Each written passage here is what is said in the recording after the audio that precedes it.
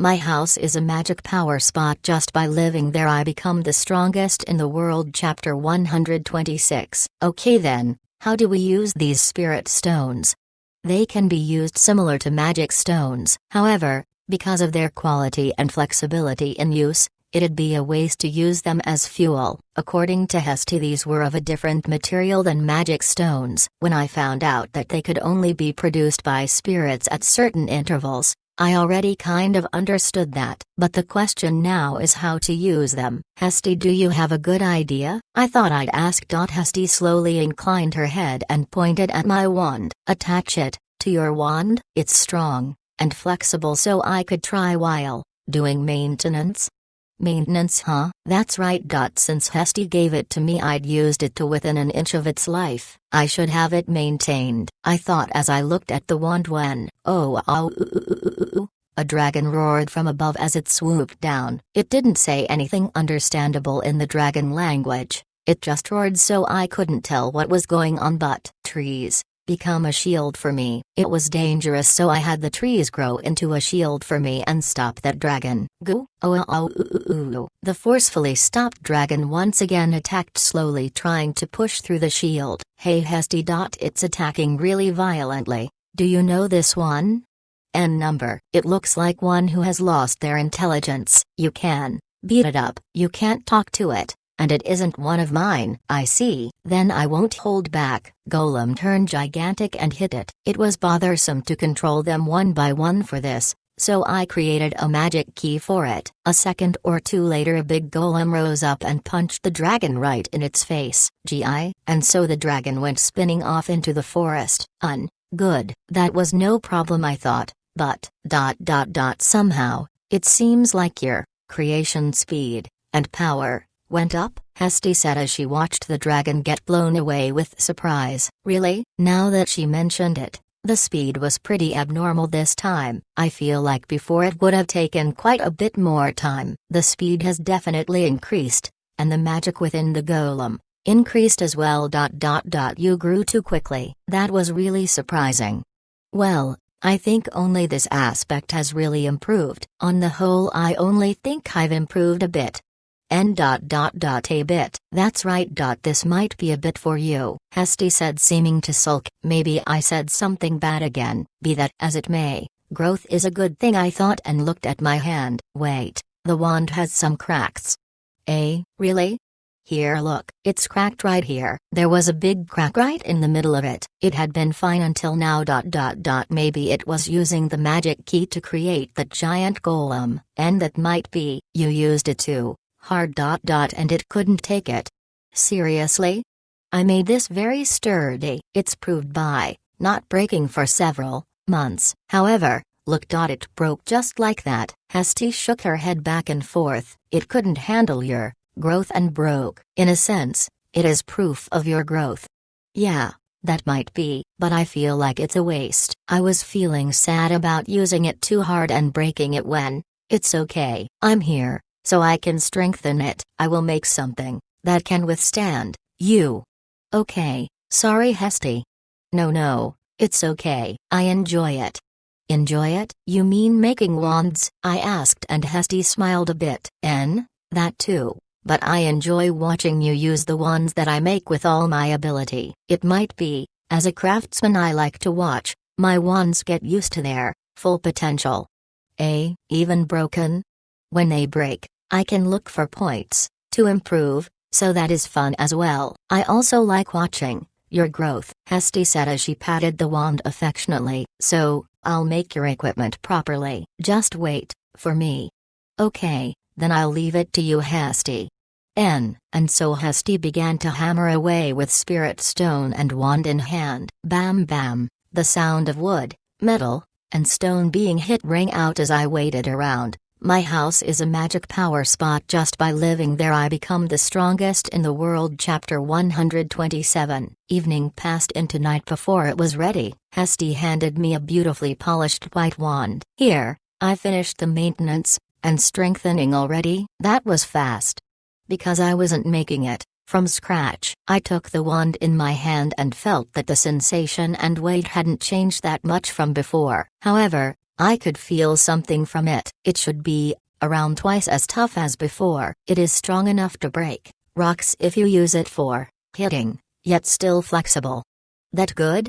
I didn't think it could withstand your power if I didn't do that much. However, I think now you can use it with your full power. Apparently she has quite the confidence in her new work as she puffed up her chest in pride. Since I'd gotten such a good thing, I wanted to try it out quickly, but what should I do? The onsen maintenance and modifications were better done by Image Magic, and the changing of my house's shape didn't take that much power. Then growing trees and creating golems is the easiest way to test out the new power. I walked over to an empty plot and planted apple seeds before gripping my wand. Grow and bloom with fruits. The moment I spoke, several apple trees shot up out of the ground. Furthermore, they had beautiful red fruits hanging from each and every one of them. Oh, it's been some time since I've done this, but it's become so easy. It wasn't just the golems. Your speed with growing trees has gotten faster too. The magic power in the apples has gotten thicker, too. Your growth is abnormal. Well, even if you tell me that. Hesty looked at me with harsh eyes before moving her gaze to the wand. But it properly worked with your magic and magic key. That's right. I feel like it's even easier to use than before. I'm glad. But after you created so many apple trees, what are you going to do about harvesting them? I hadn't thought about that. I'll have to adjust the amount of harvesting golems and find a place to put these apples now. I'd finally gotten rid of some of them and now I have more than ever. Well, they stayed fresh surprisingly well and were quite popular as snacks among the spirits. As I was wondering about where I'd put them, the dragon is coming. Hesty pointed out to the forest and there was a dragon dashing towards us. This time it was 2 of them. What? There seemed to be a lot of them coming today? I wonder why, for a number of dragons to lose their reason all at once. I think I should investigate a bit. I see. Well, I can't leave that to Hesty. Now I need to drive away those dragons. Something new. The golems are enough to handle things from the ground, but things that fly were still troublesome. I had made some anti-air things before, but they could only knock them down. Once they fell in the garden, it'd be a pain to clean up. Maybe I should make a golem that can send them flying away. Well, for now I should personally drive them away. I just grew some new trees and have a new wand. Golem X100. According to the magical key, the apple trees that I had grown transformed into golems. I'll leave it to you, I said, and the golems all turned their gazes to the dragons. Seeing this, the dragons faltered. However, the golems didn't care and began moving. They advanced towards the golems at a lumbering run. The golems hit the dragons like waves on the shore and sent them flying. That'll wrap it up. The wand didn't break. Since I've used it twice like this, it should be alright. I properly raised the durability. I'm glad that it came out alright in the real test, Hesty said, looking satisfied. I do have a greater sense of security in using this wand. Thank you, Hesty. I'll use it properly.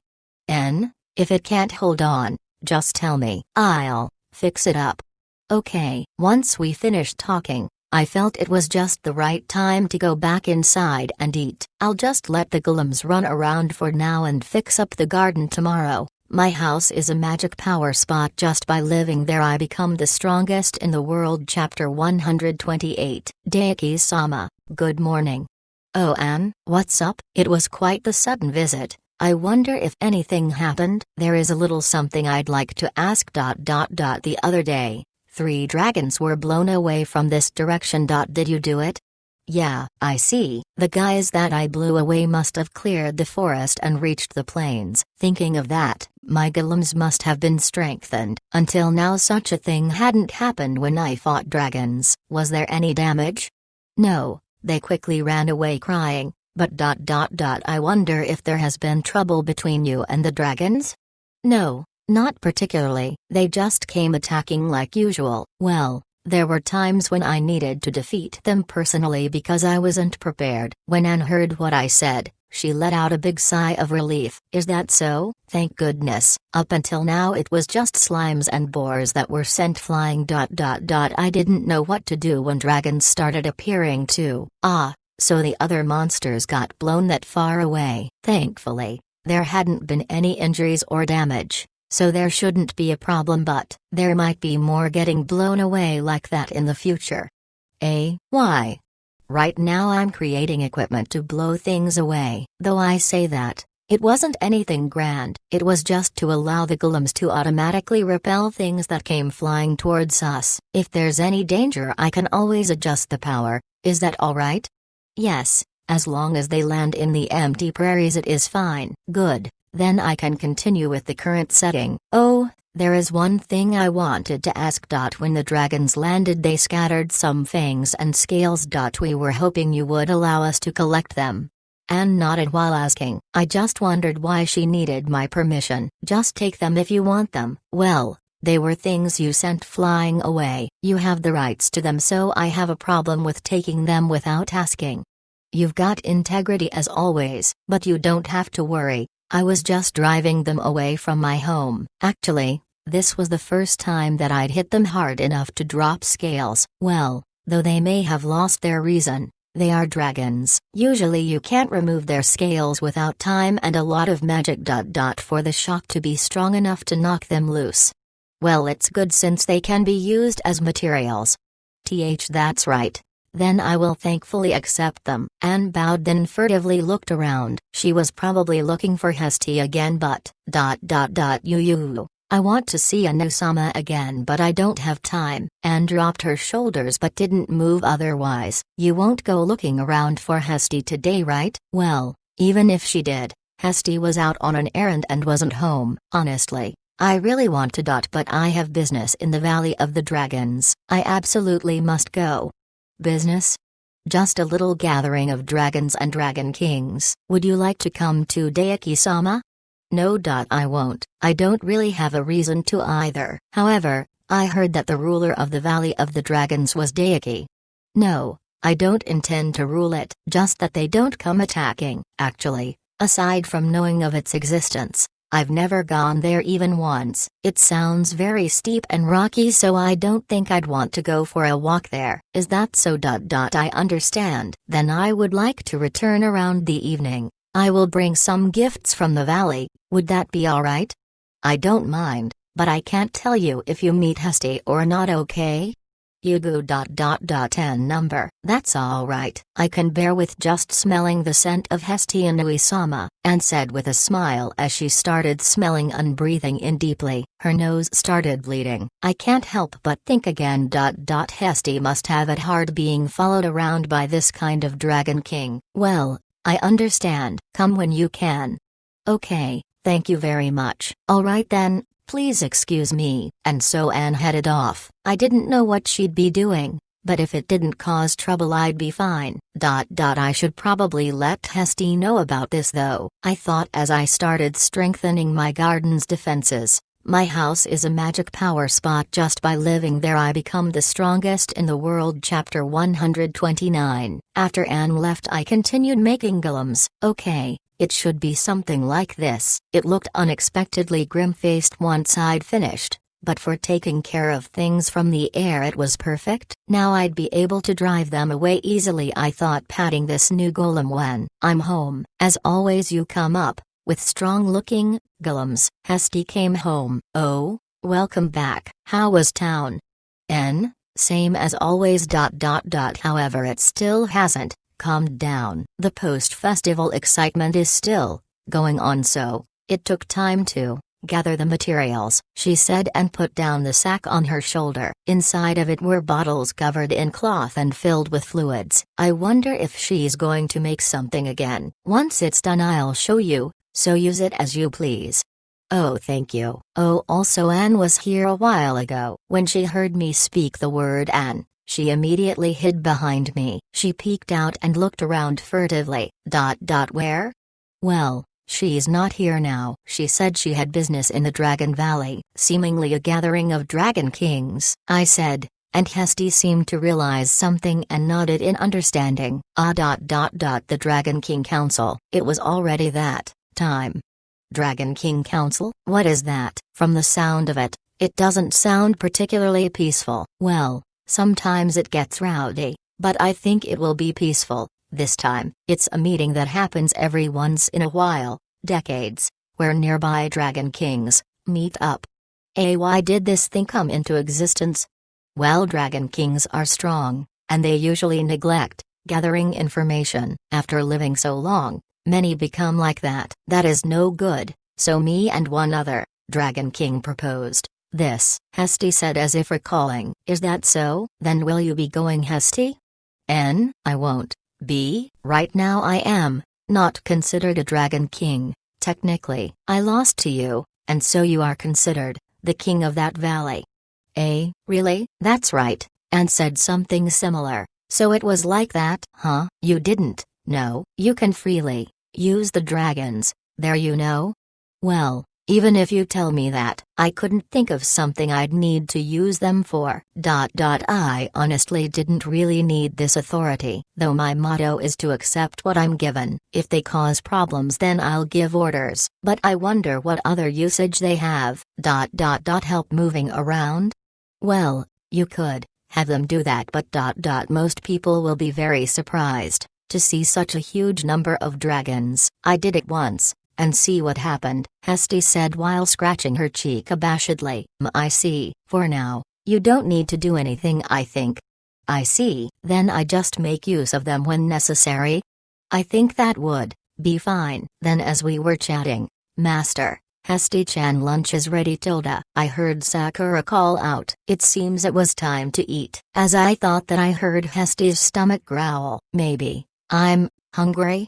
Don't sound so doubtful. You walked back and forth from the town, so of course you're hungry. I had been making gulums since the morning, so I was hungry as well. The Rocky Mountains were hosting an amazing council, but, well, let's relax and eat.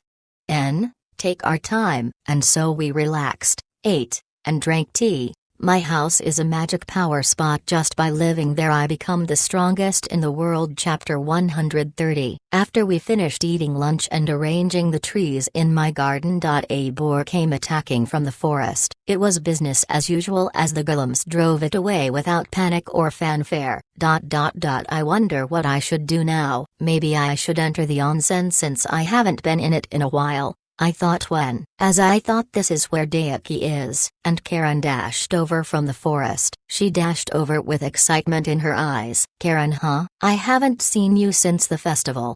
Yes, it's been a while, but, as we were talking, another boar came charging towards Karen. However, she held out her hand and stopped its charge.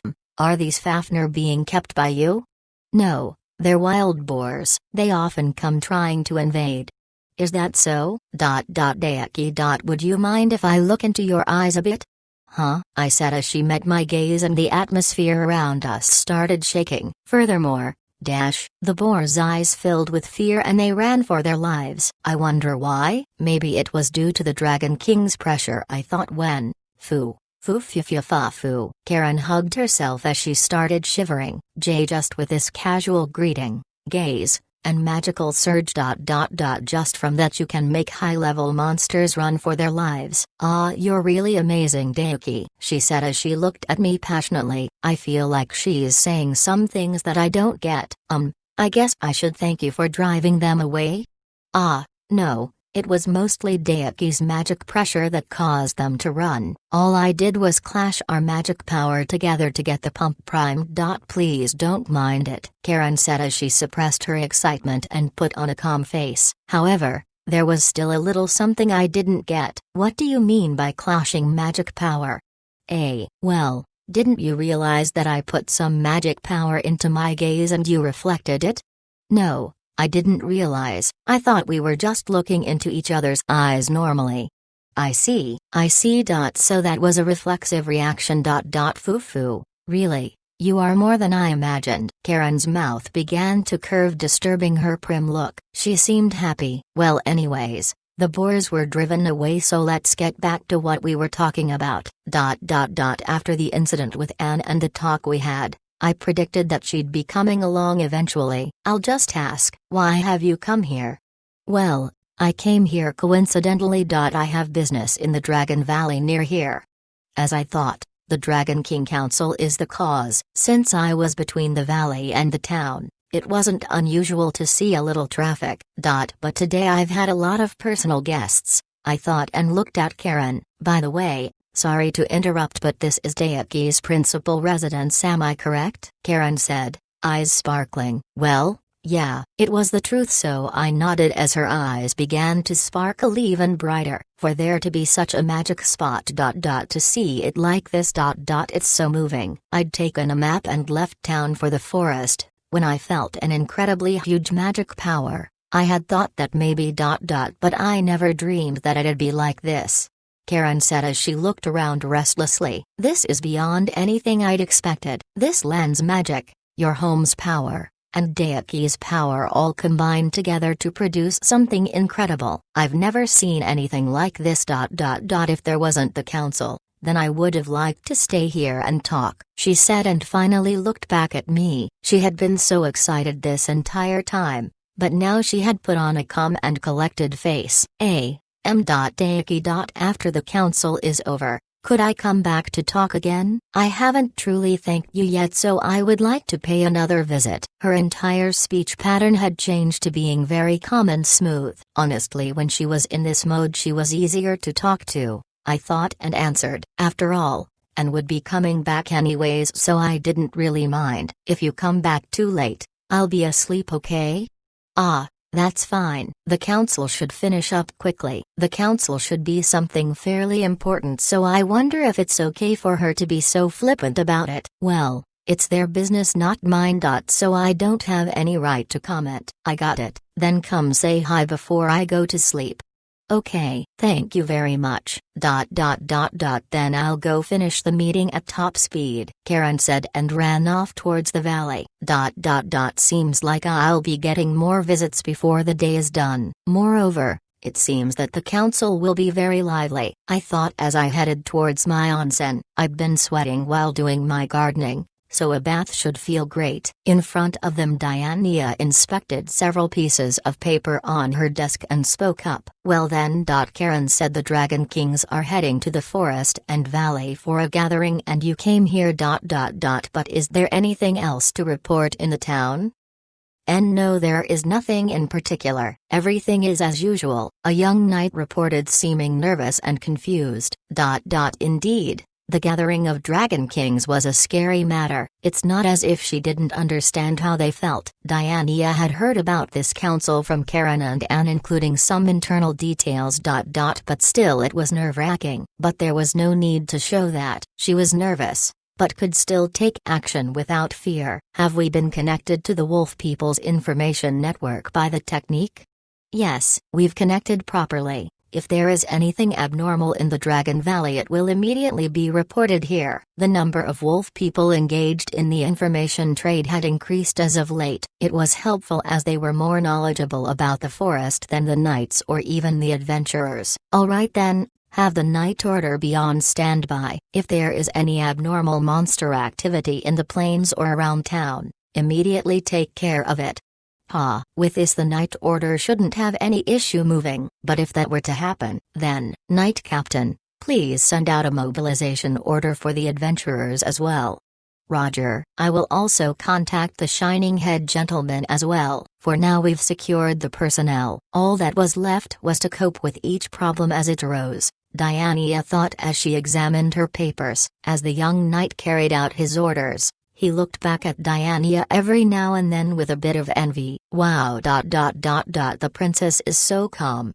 It's such a situation. But she ain't half-a-ed. Diania also heard the whispers but didn't feel ill at ease. After all, if she hadn't met with Dayaki Donna, she wouldn't have been able to act like this. Before that, she would have been in a great rush as well. Thinking about the panic she had expressed back then, she felt that she had grown, if just by a bit, so she thought that just this much composure was to be expected as she continued to deal with the knights. Okay then, are there any other important matters?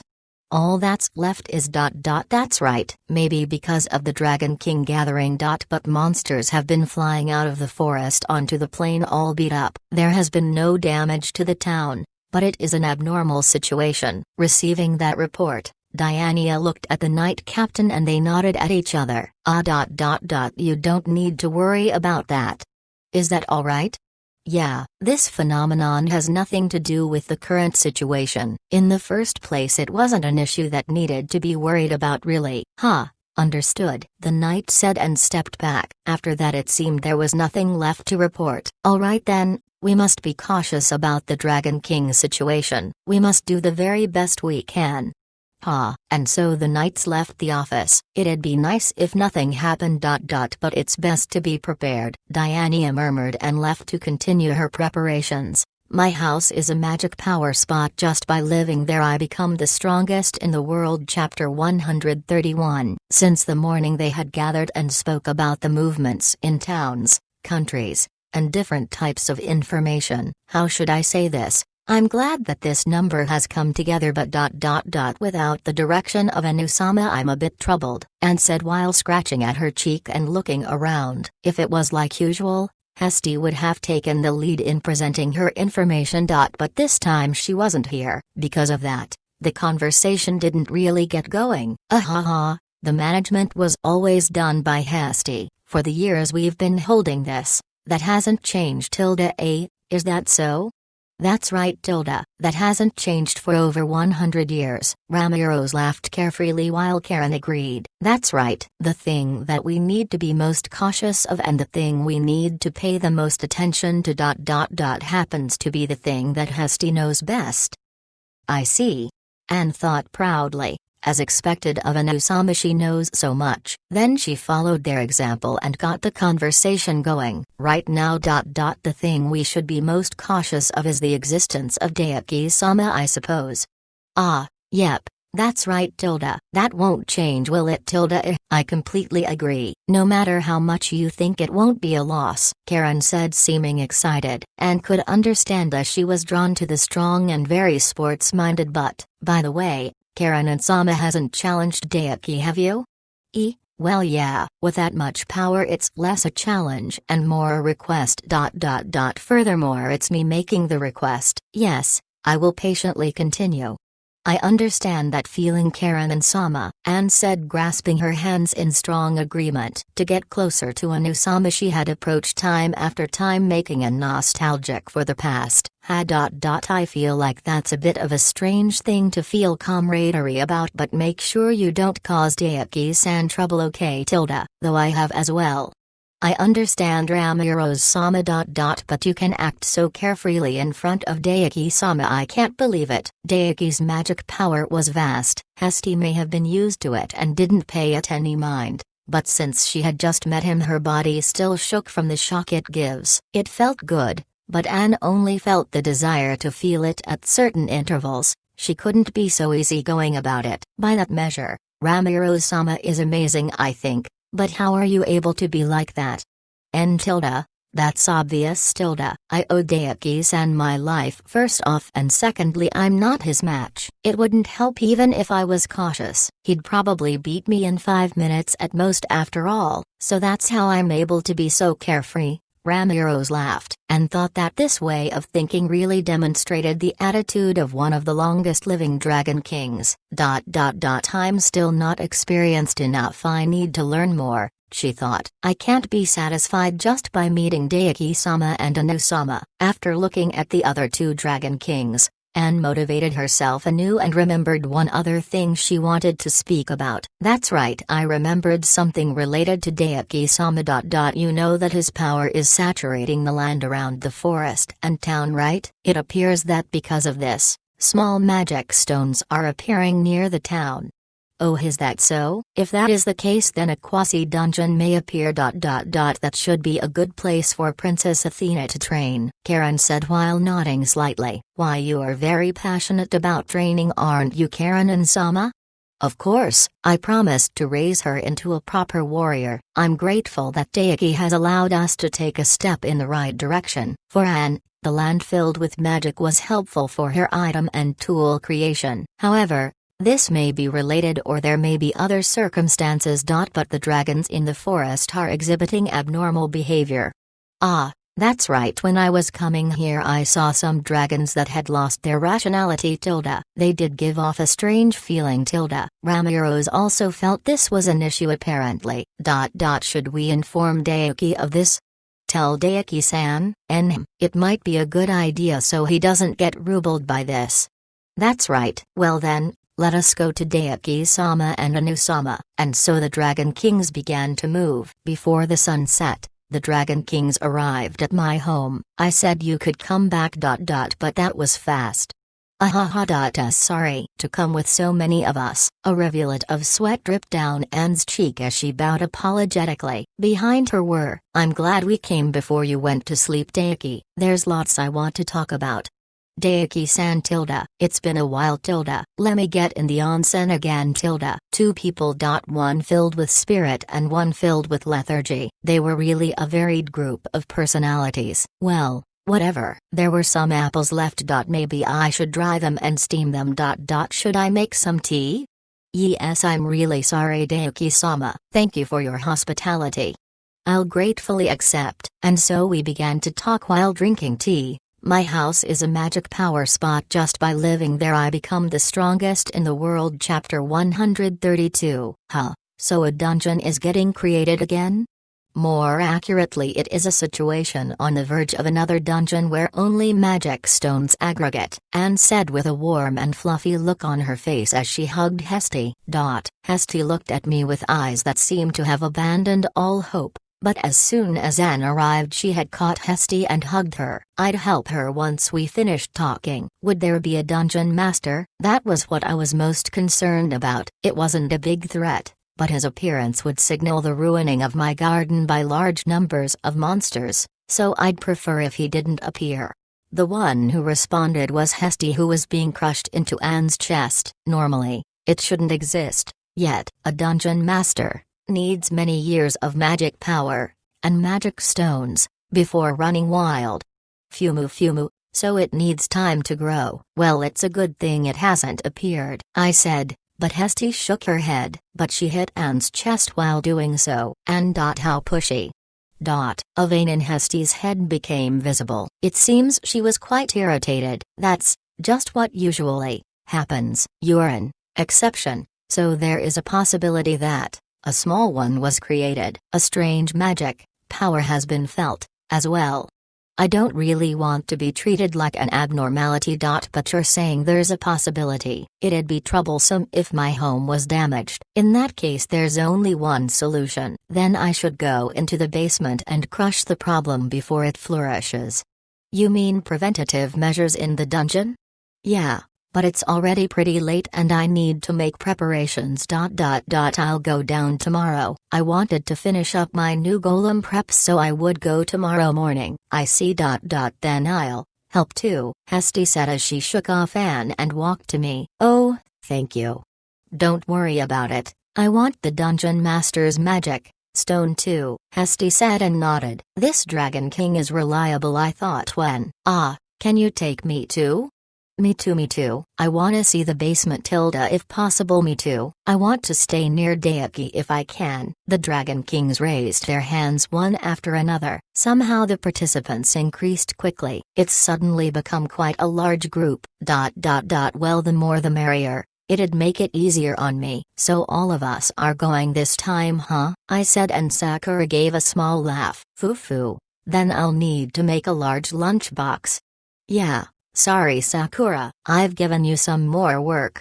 No, I enjoy this type of thing, so don't worry, I'll make something with all my skill. Also I will of course be going along on this basement picnic, Sakura said as she hugged my arm. Yeah, thanks Sakura. And so our plans for tomorrow were set, and we split up. Tomorrow we would take our lunch down below and explore the dungeon before coming back. Early morning, Diania made her way to the outskirts of town. In front of her was a large bulge in the earth with a large hole.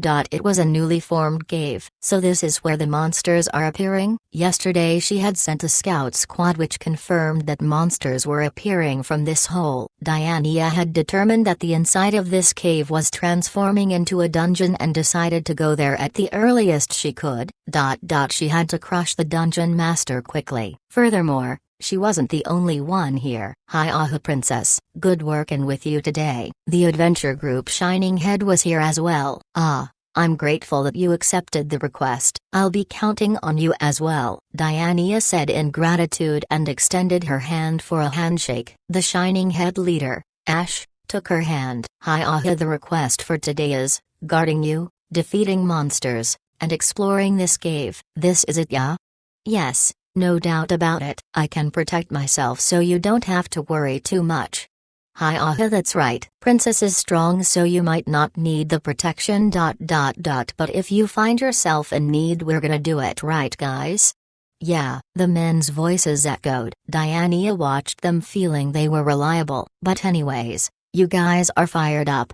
Hi Aha, of course, dungeon exploration is our primary job. We definitely get fired up. These men were originally from the fort city which had a dungeon very near to it, so it would make sense that they would feel like dungeons are their home ground. So we're prepared. But how about you, Princess?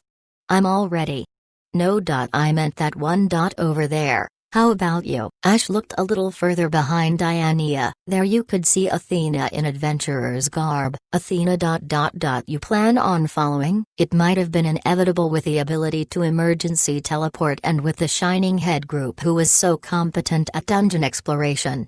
The monsters coming from the dungeon were quite strong. Having Athena in the group might be a bit dangerous, but I'm sorry, I couldn't just wait around. I want to become stronger. I want to learn by watching Onsama's fights. Athena desperately appealed. Diania could understand her feelings. It wasn't too long ago that she felt desperate to increase her strength. Her feelings hadn't changed till now. But it's dangerous. That's why I'll teleport away if it gets dangerous, so it should be fine, right? Athena had learned how to teleport herself. She wasn't foolish so as to ignore danger to herself, so she should teleport if there was trouble. Diania thought as she stared at Athena. If it gets dangerous, teleport immediately. That is the minimum I will require if you are to follow. Can you keep this promise? Yes, Onsama, I can. It'd be good if you do. Athena nodded energetically. This should be alright for now. This is how it is, Shining Head. Sorry, but can we bring one more? She requested Ash. Ash nodded slightly. I don't mind, Highness. We'll get even more fired up with this. Isn't that right, guys? He turned and cried out. They immediately replied, yeah. Show me you can protect one or two women. If we can't do that, then we can't even get close to the big boss. Their voices became more passionate and they seemed more reliable, and so that's how it is. Just go ahead, Highness, without any worries. Thank you. I'm grateful for your understanding. Diania kept this gratitude in her heart to be repaid later as she turned forward. Well then, let's go in the dungeon, guys. The goal is to defeat the dungeon master. Yeah, and so they set off into the dark hole. My house is a magic power spot. Just by living there I become the strongest in the world. Chapter 133. Okay then, since everyone is here, let's get going. Sakura, I'll count on you to sync with me. Okay, understood, Master. And so I opened a hole in the garden to send us downwards. But, wow, amazing. This is amazing, Daiki-san. This dungeon is so nice. This is the first time I've seen a dungeon that uses magic stones in place of lights. That and that. Those are all magic stones. It looks like my basement is popular with the Dragon Kings. Karen seemed especially happy. Her face was red and she was breathing heavily. Foo. I'm getting hit by some amazing magic power. If you let your guard down you might get crushed. Furthermore, Daiki is behind me with even greater magic pressure. This is the height of excitement. Oh, my nose started bleeding. I don't mind you getting excited, but don't collapse. No, I'm alright. This much blood is nothing. It'd be a waste for me to collapse after coming to this super powerful dungeon, so I definitely won't," she said while emphasizing with her fists. She seemed energetic, so I suppose I didn't need to worry. "Okay then, Sakura, Hesty, do you sense the dungeon master?" There is no reaction within my area of control." "What about you, Hesty-chan?" "Me too. However, I can feel a pulse in a certain direction, so I feel it might be being born over there," Hesty said as she pointed towards the town. "Okay then, let's get walking, and if we hit a wall we'll open up a hole in it." Golem. I created 2 golems from an apple, then I equipped them with magic stone pestles excavated from the dungeon. "I will guide us." "Me too," Hesty said as Anne hugged her. And the golems took the lead as we continued forward. We'd been walking for a while and were now under the boundary of the magic forest. The dungeon was larger than we thought and had many diverging paths, but with Hesty's guidance we didn't lose our way. I had created a wood armor for myself which only exposed my face, so I wasn't tired from the journey. It was an extremely easy method of travel. But still, Hesty is amazing. You can sense a pulse like this from so far away. Dungeon masters take in a lot of magic power, so the magic movements are a characteristic. Once they finish taking in power, they create a ton of subordinates. And your chest is getting in the way of my speaking." "Get away," Hesty said, escaping from Anne. She must have hated having her heavy chest rest on her head all this time. "Ananusama, just a bit more." "No, more. I let you do so yesterday, so that's enough for today." Meanie." Anne gave up dejectedly and began to walk next to Hesty. "She's an obedient child, isn't she?" I thought as I looked at Anne when Karen walked closer to me and pulled at my sleeve. "What? Deideki, I'd like to do that kind of stuff with you too. Can I?" "I'm glad you asked beforehand. But no." "Well, I'm glad she's just as obedient. If we entangled ourselves like that, I'm not sure what would happen." "Ah, there," Hesty pointed forward. In front of us was a 1-meter-tall small dungeon master. "There seems to be some holes bored in the wall. Was it digging its way towards the town?" "Well, it doesn't really matter at this point." The dungeon master looked at us and seemed to decide we were enemies and readied itself. Flames gathered in its hands. At that moment, "Golem, do it!" The golem ran forward, swung its fist and smashed the dungeon master. All that was left was a black magic stone. Deiki-sama's golems are as powerful as always. In fact, the power went up. Though it was small, you still got it in one hit. Well, it was small after all. It was less than half the size of the other one, so it ended easily. "Anyways, is that it?" I asked Hesty, and she shook her head. "Judging by the reactions, there are more small ones scattered around." "Ugh, really? What a pain. It's going to be troublesome going around and finding them all." Even under normal circumstances there were many different branching paths. It'd be really hard to find wherever they were accurately. But if we're this close, it's fine. Right, Anne, Karen, Ramiros?" Hesty looked over at the other Dragon Kings. Then the 3 of them nodded as they smiled dryly. "Well, we can sense them too now that we're this close." "That's right. Deiki-san can divide up some of the labor." "Indeed, with this magic power it's like an arrow pointing them out. You can find them easily." From what they're saying, each of them has the sensing ability to move separately. These Dragon Kings are pretty amazing. How reliable. "No, well, we have to do this much at least. We can't leave everything to you. We need to try hard too," Hesty said as she gripped her 2 hands. Thank you. "Then let's split up and head out." "Okay, Tilda." And so we continued on our dungeon exploration. The cave had a tall ceiling lit by magic stones. Using that light alone they could see the monsters coming to attack them. They defeated the monsters one after another. "We meet them once every 5 minutes. This is quite exhausting," she said while wiping sweat from her forehead. Ash crushed a slime while agreeing. A newly created dungeon is something like this. It can't be helped. In a more dangerous place you'd have to fight continuously over several hours. I wouldn't like that. I'd prefer they come at me all at once so I can take care of them simultaneously.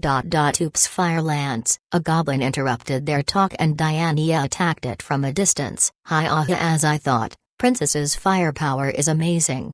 Well, this level of monster can be easily defeated. If it was possible to destroy them in one shot, it would save time, so it makes repeated battles tough. That's right.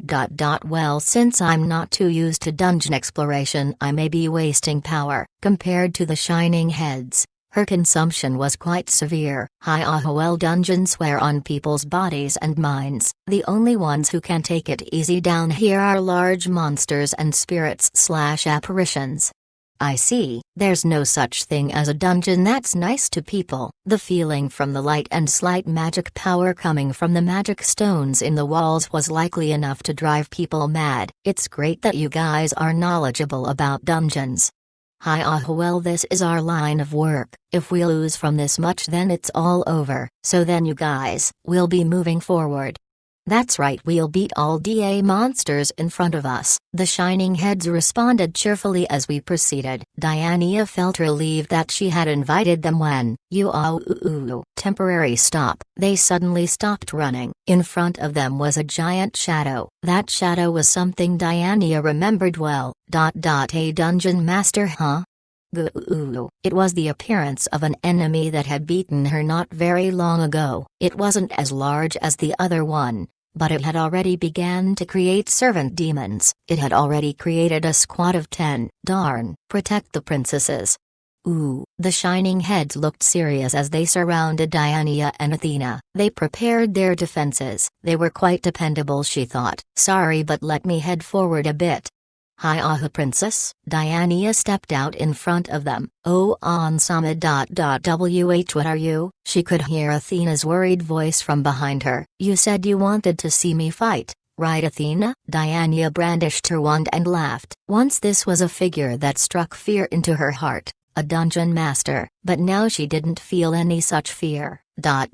Maybe she had become strong enough to be a bit helpful to Daiki Dano. She smiled wryly. I lost to this once, but let me show proof of my growth. She gathered vast fire energy into her wand. The warping and twisting power formed itself into a red-hot lance. She was different from last time. She had strengthened herself trying to catch up to him. She couldn't show the same shameful appearance to the one she admired. So, prominence duo charge. Diania waved her wand and the fire lance flew forward. The giant blue and orange flame lance flew in a straight line. Go. It enveloped the servant demons and dungeon master. The dungeon master's endurance was terrifying and it endured the flame lance for several seconds, but after 10 seconds it crumbled to the ground, without being able to move a single step. It had been burnt to ashes. My house is a magic power spot. Just by living there I become the strongest in the world. Chapter 134. All that was left was a black magic stone rolling around on the floor. When Diania saw it, she finally understood the reality of what she'd done. It was impossible for me before. But I defeated it. Her goal was Daiki, who was far ahead of her in strength. So despite her efforts to become stronger, she hadn't known if she had improved or not. She clenched her fist at the realization that she had grown when, amazing Ansama. That firepower ain't nothing to sneeze at, Highness. Athena and the Shining Heads cheered and clapped from behind her. Thank you everyone. But there's still work left to be done, so let's continue without letting our guards down. They were all feeling elated with the defeat of the dungeon master, but Diania focused herself and moved forward when, boom, a sound came from the wall in front of them. The sturdy wall interlaced with magic stones suddenly broke, then a large black shadow appeared.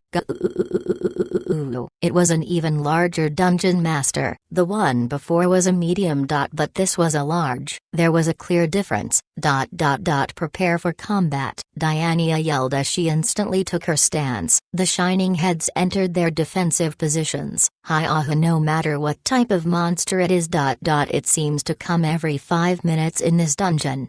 Leader, I'll prepare for retreat just in case. I'll leave it to you. Highness, you think you can fire another one of those magics? Ash asked Diania and she nodded. Prominence dual charge could be fired 3 times with ease. But, But one shot doesn't look like it'll do it. The previous dungeon master had held on for several seconds. With an even larger one with more servant demons, the effect would be worse. Honestly, she was feeling some fear, but it's not an enemy that can't be beaten. Sama, Athena was looking at her. Safety was first. But even so, that didn't mean she could show a pathetic fight. She had to guarantee them their escape. If she mustered her full strength, she should be able to fight on even grounds with it. She steeled herself. Shining heads. If things go bad, retreat immediately. I will teleport away as well. Hi Roger, do you remember our promise, Athena? Why yes, if it gets dangerous, teleport away. I remember. Our retreat is secure. Then there's no need to wait. Okay then. Let's go, Diania said as she strengthened her resolve and stepped forward when, boom! The wall behind the dungeon master exploded. A frightful sound echoed through the caves and a huge hole opened. The shock sent a gust of wind throughout the cave and sent up a cloud of dust. At this time another appeared. Diania thought and looked at the hole. The thing that came out was a fist, a giant fist made of wood. It grabbed the dungeon master's neck. Then it seemed to wrap around its neck like a collar, holding it there. It continued to grow until it wrapped around the entire body of the dungeon master. No matter how it struggled, it couldn't get free. What is it? I don't know. They looked at the dungeon master dumbfounded when, nice, the fifth one. They heard a voice from inside the cloud of dust. They knew they'd heard that voice before. I thought I heard something, but they were really here. For them to gather here is, Diania, Shining Heads too, you guys are all here. Deiki Dano. Deiki appeared inside his wood armor with 3 other captured dungeon masters in tow. When I met with Diania having captured the dungeon masters, Sakura spoke up from within my armor. It seems the other dragon kings are mostly finished, master. The magic activity is decreasing. Oh, is that so? Let's finish this up while we wait for them. We hadn't been scattered all that far, so they should be back soon, I thought when, a dungeon master began creating flames. Oops. No. It seems the restraints weren't enough for this one. It attacked while going wild. Hesty gave me the best method to take care of them. So I should give it a shot. I once again bound up the dungeon master and, upsy daisy, lightly lifted it, then slammed it into the ground. With that, the dungeon master's body collapsed, leaving behind a magic stone. This was the way to defeat them effortlessly. It felt like what you do with fish. But it's good I was able to do it properly. Oh, Hesty-chan said it like it might be difficult, but you were able to do it splendidly, master. Let's not forget this feeling and move on to the next. And so we defeated the remaining dungeon masters one after another as we waited. My house is a magic power spot. Just by living there I become the strongest in the world. Chapter 135. We encountered Diania and the others and spoke about what brought us all here. How should I say it? Deiki Dano, thank you for saving us and sorry, Diania said while bowing. But, no. You don't have to bow. I don't remember doing any saving. It wasn't like we were having a contest with them. In fact, it felt like we had stolen their prey. It wasn't something we should be thanked for. Is that so? But it is true that you helped us, so I feel like I should thank you nonetheless. You don't have to worry about it though, I murmured while looking at the dungeon master stones we'd gotten. We waited for the Dragon Kings to arrive. The first to arrive was Karen. I've just now returned. Oh, it's Princess Athena and Diania. Your work is appreciated, Karen said as she sat down next to me. I wondered why you left so early in the morning, but you went to Deiki Aizen's place, Karen. Yes, and we have been clearing up the dungeon masters, Karen said, tossing a large black magic stone in the air. For Athena to be here. You must be studying fighting methods. That's right. I followed on Sama. I see. It's useful to observe those who grew up around a dungeon. Karen nodded and then looked at me, and so we came to Deiki. I was wondering for a while. But what is the meaning of this? What do you mean? I mean the 5 dungeon master cores rolling around here.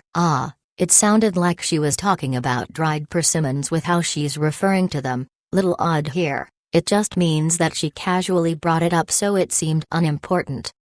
So she couldn't understand just by looking.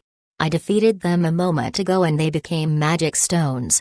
Is that so? I was wondering what happened when I felt those reactions disappear a little while ago, so it was Daiki after all. I only got this one. It's a bit of a pitiful result, Karen said with her head hung in shame. When Anne and Ramiro's appeared, I only got one too, so it's not pitiful, Karen. That's right. I myself haven't found a single one, Karen and Sama. Then Hesty appeared behind them looking strangely exhausted as she walked unsteadily. I got 2 of them. But Anne has been stuck to me this entire time, so I'm tired in a different sense, she said and brought the 2 black magic stones over to me and sat down. Good work leading them around. Go ahead and get a good rest. I gave her a canteen of water which she began drinking from. Thank you. But, don't worry, this is my role. Also, the reactions have all disappeared, so it's all okay. I see. It's good that it was finished quickly and thoroughly. I thought about how it had finished before we even ate lunch. Well, if you didn't get 5 of them, I think it'd take more time, you know. That's right. I didn't think that Daiki-sama's speed would be that fast. I never thought we'd finish this fast, Hesty and the others said as they looked at the black magic stones lying around. There was something else I was thinking though it may be out of your expectations, it is a good thing. Now we can find a nice place outside to eat our lunch. Though the light from the magic stones may be pretty, eating in a cave was not especially nice. Let's do that. What are you going to do, Diania? We still have more exploration to do, so I think we'll continue. For that I would like if you Dragon Kings could give us any information you have. Could I invite you to the castle tonight? So she says, what would you like to do? I asked Hesty and the others and they exchanged glances before nodding. Our information? That's okay. That's great. Then I'll meet you tonight. Okay, it seems things have been settled. It's about time to go. Okay then, I'll see you. Yeah, see you later. I'll visit another time, Daiki Dano. And so we parted with Diania and headed back to my home's garden. As I thought boss's scale is completely different. That's why we admire him. Yeah, as they watched Daiki walk away, the shining head spoke up in admiration. Hearing that, Diania muttered to herself, haha, as I thought, my power still isn't enough. Diania looked at her hands that had been shaking not too long ago. Sama? Nia, I think you can understand from the incident today, a strong enemy can appear at any time. It's a frightening thing, so there is a need to become strong. Why yeah, she wanted to say that she was strong. But there was still a realm beyond, a realm far beyond that she hasn't caught a glimpse of. A place where her admired person is. A faraway place. For that reason she had to try harder, Diania thought. My house is a magic power spot. Just by living there I become the strongest in the world. Chapter 136. These are the ones Hesty and I got. And this is the one Karen got. The magic stone of the prey that we had stolen from Diania was given to her, but everything else was brought here. So in the end we had 8 black magic stones. Quite a good harvest. With this many we can make lots of things. That's right, magic items, weapons, armor. If we process them correctly we can make many good things. The craftsman Hesty and Anne were looking at them excitedly. I guess these large magic stones were just that attractive to them. Well then I guess you can take a few, I said, and Anne looked at me, eyes huge. You Daiki-sama, take F for free? Is that no good? I didn't really know exactly what I could use these for. At best I would use them for golems or bury them in the ground to enrich the magic in the area. I was just thinking that it'd be good to give them to the people who could use them best. And no, for such wonderful magic stones. Taking them for free would be inexcusable. I'll properly pay for them. This time you were part of the effort to obtain these, so there's no need to pay for them. Just take your share. You Th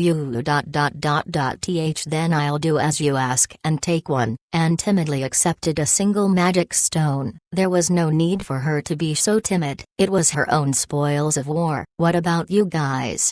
I don't think I need any Tilda. I don't have anything I need to make Tilda. I won't need anything other than a good soak in your onsen Tilda. Me as well. I don't have anything I need to make. My spoils for today is the time I got to spend with Daiki, so Ramiros and Karen don't need any. Then Hesty, I'll take the same amount I earned. 2 of them is enough, she said and took 2 without reaching for the others. 5 of them were left over. So what should I do with them? In the end I can't really think of anything except burying them. I think that would be fine. With the increase in your dungeon's magic it will improve the environment.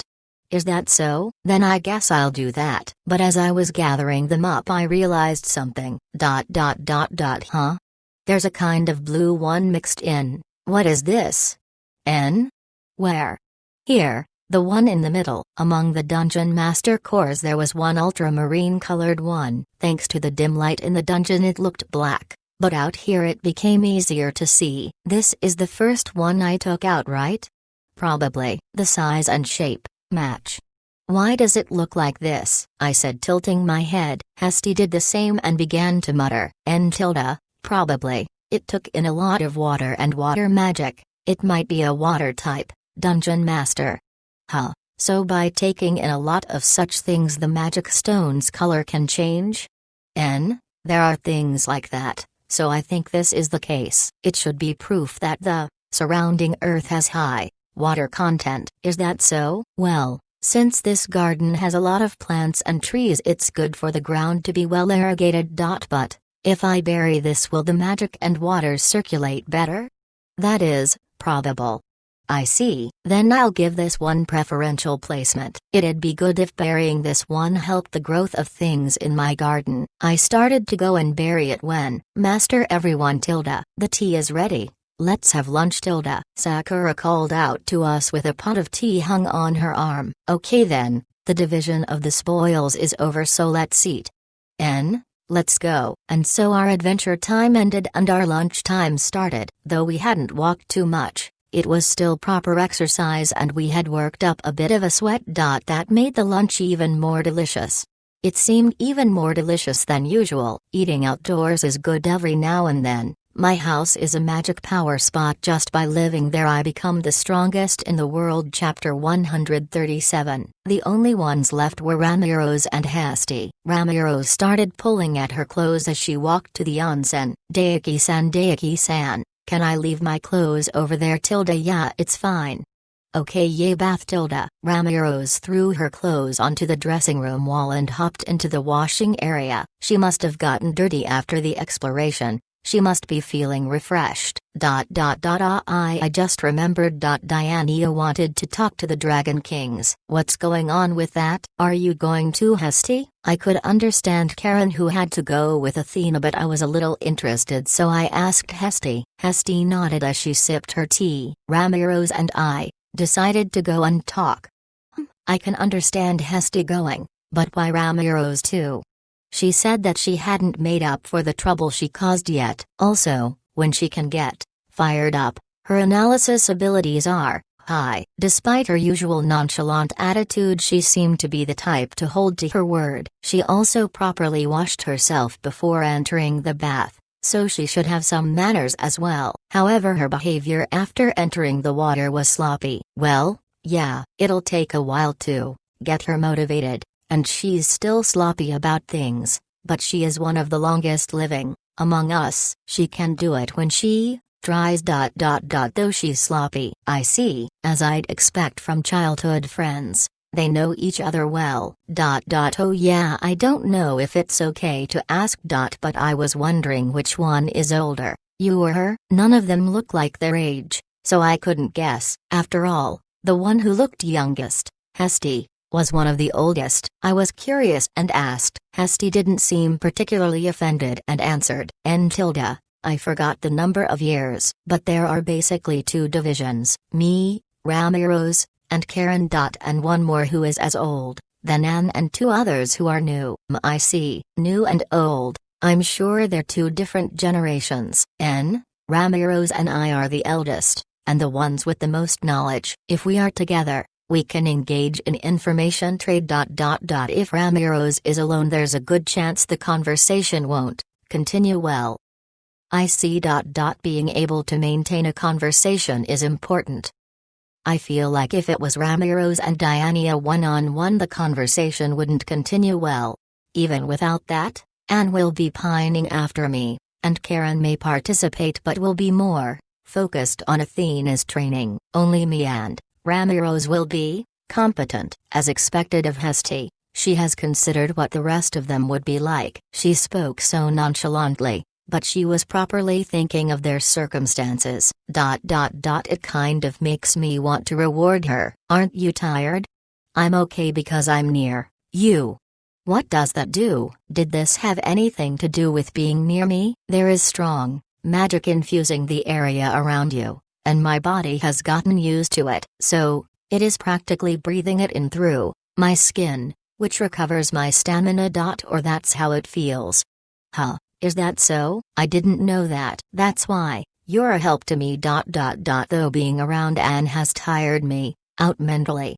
Oh. I guess that's so. In this case, she'd need her reward more mentally than she would need physical relaxation. In that case, okay then, let's go in the onsen to heal our fatigue. At this time, the cure-all would be getting in the onsen. It can refresh our bodies and minds. I can come in, too? Of course, I said, and Hesty blushed a bit and smiled. Then go in. Thank you. And so I decided to enjoy my onsen with the two Dragon Kings. Hesty Dono, Ramiro's Dono. Sorry for calling you so late at night. She was sharing the table with two Dragon Kings. Don't worry about it, we ourselves said we'd come.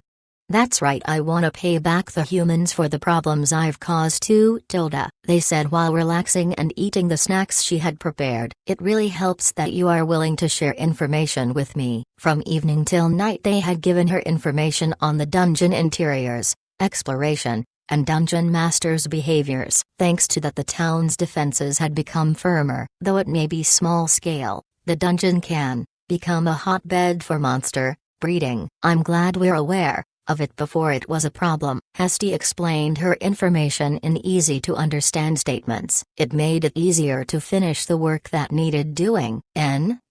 Even so, there's no need to say it now. The dungeon masters have been mostly defeated. It was pretty incredible. Daiki Dono's dungeon master hunting.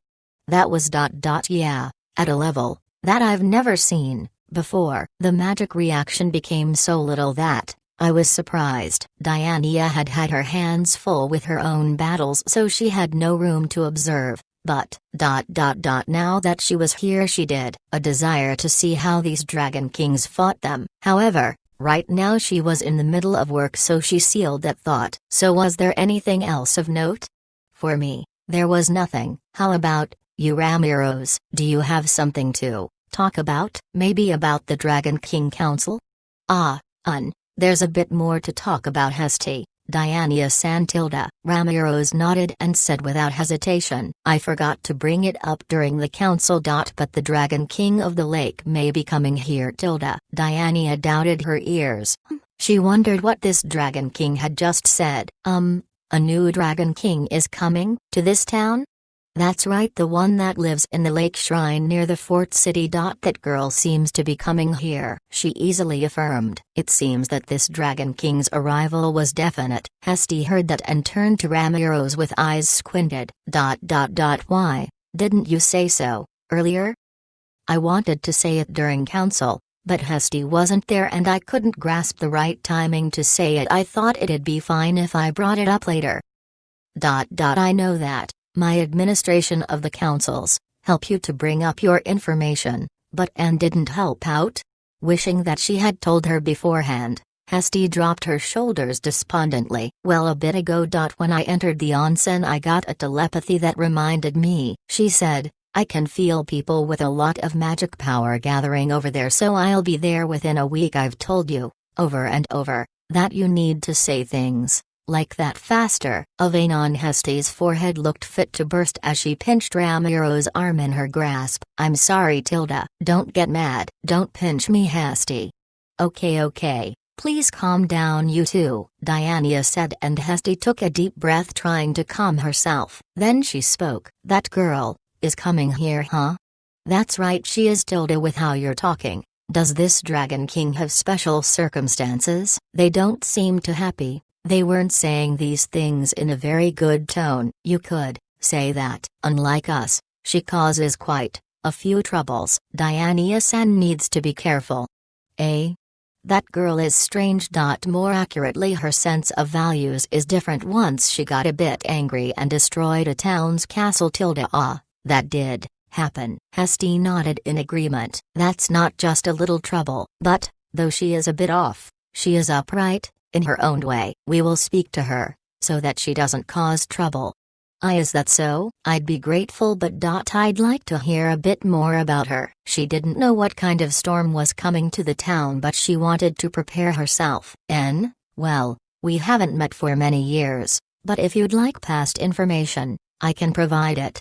Me too, though I don't have much info. Thank you, Hesty Dono, Ramiro's Dono. And so the late night information exchange continued. My house is a magic power spot. Just by living there I become the strongest in the world. Chapter 138. Sakura, the golems, and I were doing maintenance on the onsen and its surroundings. Actually, I had felt something when I got in the onsen before. The area around and in the onsen was quite easy. There was a bit I wanted to improve on it. While I was doing so, I wanted to clean it a bit. However, thanks to the magic power within the onsen having a sterilizing power, the tub itself was quite clean except for a small amount of dirt. If we clean it all out, then it should feel even better. Phew. For now it's something like this.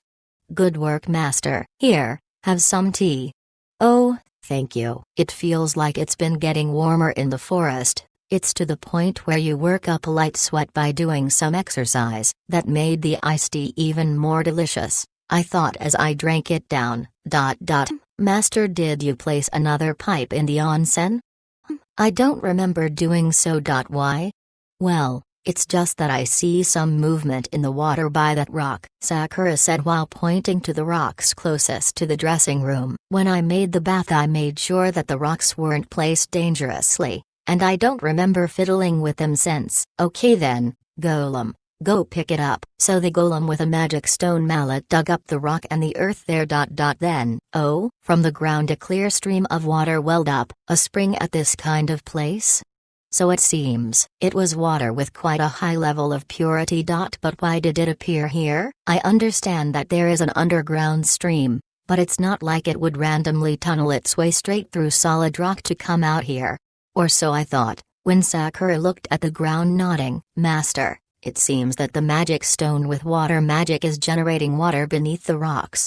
Oh, the blue thing from before? I think I buried about half of that blue magic stone we'd gotten from the dungeon master before. So it was doing something with the stones? Yes. Furthermore, I believe that from that, water is then seeping through.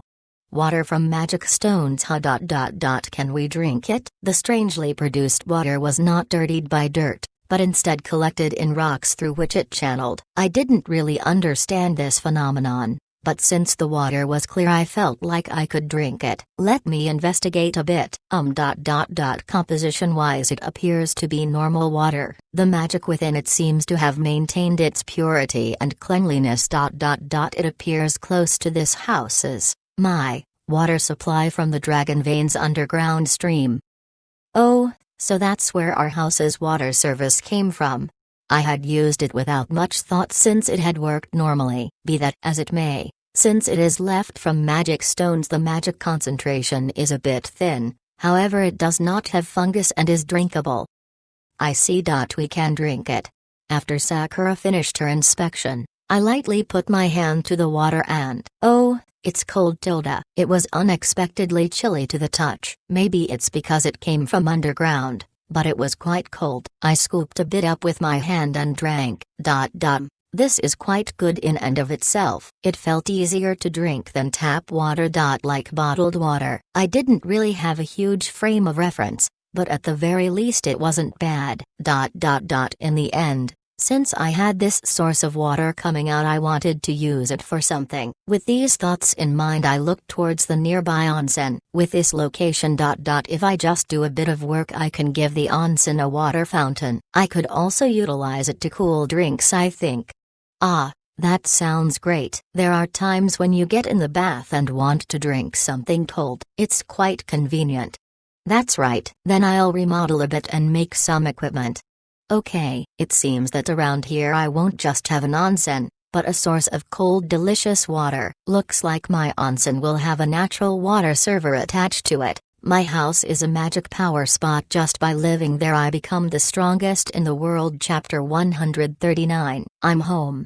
Oh, good work today. Had they really been speaking since yesterday night? I could see fatigue coloring her face. She also had some sweat on her forehead. It was supposed to be a simple information exchange, but perhaps it was harder work than I had anticipated.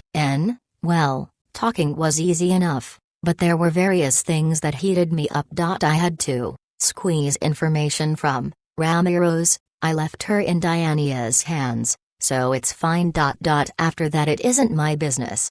For Hesty, that last line was quite an uncharacteristic thing to say. It must have been quite troublesome, I thought, when Hesty looked around and focused on an area near me. Actually, I see you are making something strange again. What is this, a magic fountain? No, it's a simple water fountain. What is a magic fountain? I just made it so it would be easier to flow out and gather. Does it look like a fountain? Well, that water has the properties of a purification potion after all. I thought it wasn't a simple storage of water. If you pour it over your body it will help restore yourself. I thought. I see. Sakura said the magic power was thinner than our tap water. I guess it had more than we thought. But that's a good idea, Hesty. With this much water coming out it'd be a waste just to leave it as drinking water. I could increase the equipment and create a small cold bath. I went with my thoughts and manipulated the trees into creating a wooden bathtub. It was just a small one, so I didn't need to use the golems and could instead just use my wood armor.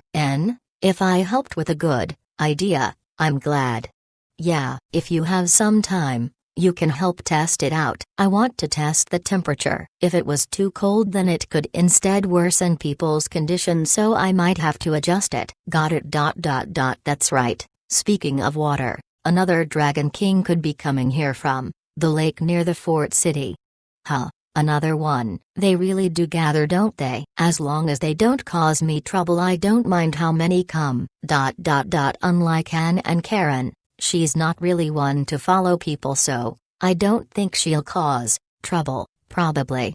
You're really not being clear, huh? I said, and Hesty looked away, scratching her cheek. That's because I haven't seen her in a long time. Dragons aren't easy to change, personality-wise, but that is only a trend, not a rule. Huh, so dragons have a hard time changing their nature. Yeah, but if events or circumstances need it, they can change, so it isn't definite. I see. Thank you for telling me, Hesty. It's okay. I don't know if she'll come out here. It seems that she is going to town, so I just wanted to let you know. As always, Hesty has a lot of info. Either tomorrow or day after tomorrow. After she heals her fatigue I should have her teach me various things, I thought when it's ready. The bathtub had been filled up enough. It was enough to do some half-body bathing. I had placed a single wood tube to allow the water to run into the tub, slowly filling it. Good. With this the cold bath is finished. Hesty, did you want to get in? It's a good opportunity to wash off your sweat, okay? Is that okay? Then, I'll do as you say, she said. Then she went and took off her clothes before coming back with a towel and placing her feet in the water. It feels good, and cold. And her face loosened, looking comfy. It seems like the temperature felt good. Maybe I should get in once before I eat dinner. And so we enjoyed the new equipment. My house is a magic power spot. Just by living there I become the strongest in the world. Chapter 140. We had finished our upstairs cleaning, so now we had to do the downstairs. We basically wanted to check the source down there. While we were at it we could also check whether the issues with the dungeon masters had ended for now. However, there are no more energy signatures. That's right, just as Hesty-chan says. There's not a single one within the area. Master caught the whole herd in one throw. Hesty and Sakura completed that task in an instant, so now all I had to do was the onsen check. We walked deeper inside to reach the source, but, we're already there. We're here, Hatilda. Though it was quite deep, as I was half singed with Sakura, we were able to find our way easily and reached it quickly. It had only taken us a few minutes. Anyways, it's a good thing. Oh, Hesty, are you okay being this close? We had already gotten close to the source, but Hesty had followed us without maintaining any distance, even though at first she felt the source was too dangerous and didn't want to approach. I got worried and asked, but Hesty puffed up her chest and said, by living on this land, and going in the onsen, I have grown a bit, so I can more or less get close. Oh, well, that's amazing. Well, it's mostly thanks to you, so thanks. Hesty smiled and said while squeezing my hand. I didn't do much of anything. However, she's saying it with such a satisfied face. So I'll keep my mouth shut. I thought and took a peek at the source's hollowed-out cavity. As expected, the hot water was welling out of it, but doesn't it seem like it's increased? I feel like it was coming out more forcefully than the last time we were here. The cavity is now overflowing with hot water after all. Aratilda. That's right. The underground water stream may have increased in size. I see. Then since we've gone this far already, why don't we take a look at this underground stream? Yes, very well, Master. And so we began to walk further in to reach the underground stream. The underground stream ran down the middle of a dome-shaped room. It was similar to when I'd seen it before, but the water really has increased. The first time I saw it, it was a tiny little stream, but the width of it had expanded. However, it wasn't like there was an especially large amount of rain recently. I wonder what happened, I said, tilting my head when Hesty murmured, the magic concentration is thick. I think the magic stones absorbed your surplus magic, concentrating it into water, maybe? Yeah, that is very likely. After all, we placed a magic stone with power that had turned to water after all. Sakura and Hesty nodded and agreed, but I didn't understand. Magic becomes water? There are magic stones like that. If you bury them in the ground, then the water content will increase. Magic stones have way too many uses. They don't stop at being useful for item creation, but can create such a phenomenon. Well, there usually won't be this large of a change. It's at a weird level. Could you not call things weird while staring at me like that, Hesty? Sorry, but having water increase like this isn't normal. Maybe once the 4 spirits were placed in here, this area was improved as well? That's right, they were down here too. With these circumstances together, this can be explained. I see. But is it okay for it to increase like this? If the soil became loose, it would be bad. That is all right, Master. I am already maintaining the optimal condition. A simple increase in water can be dealt with, Sakura said, hitting her chest. In that case, I guess I don't have to worry too much.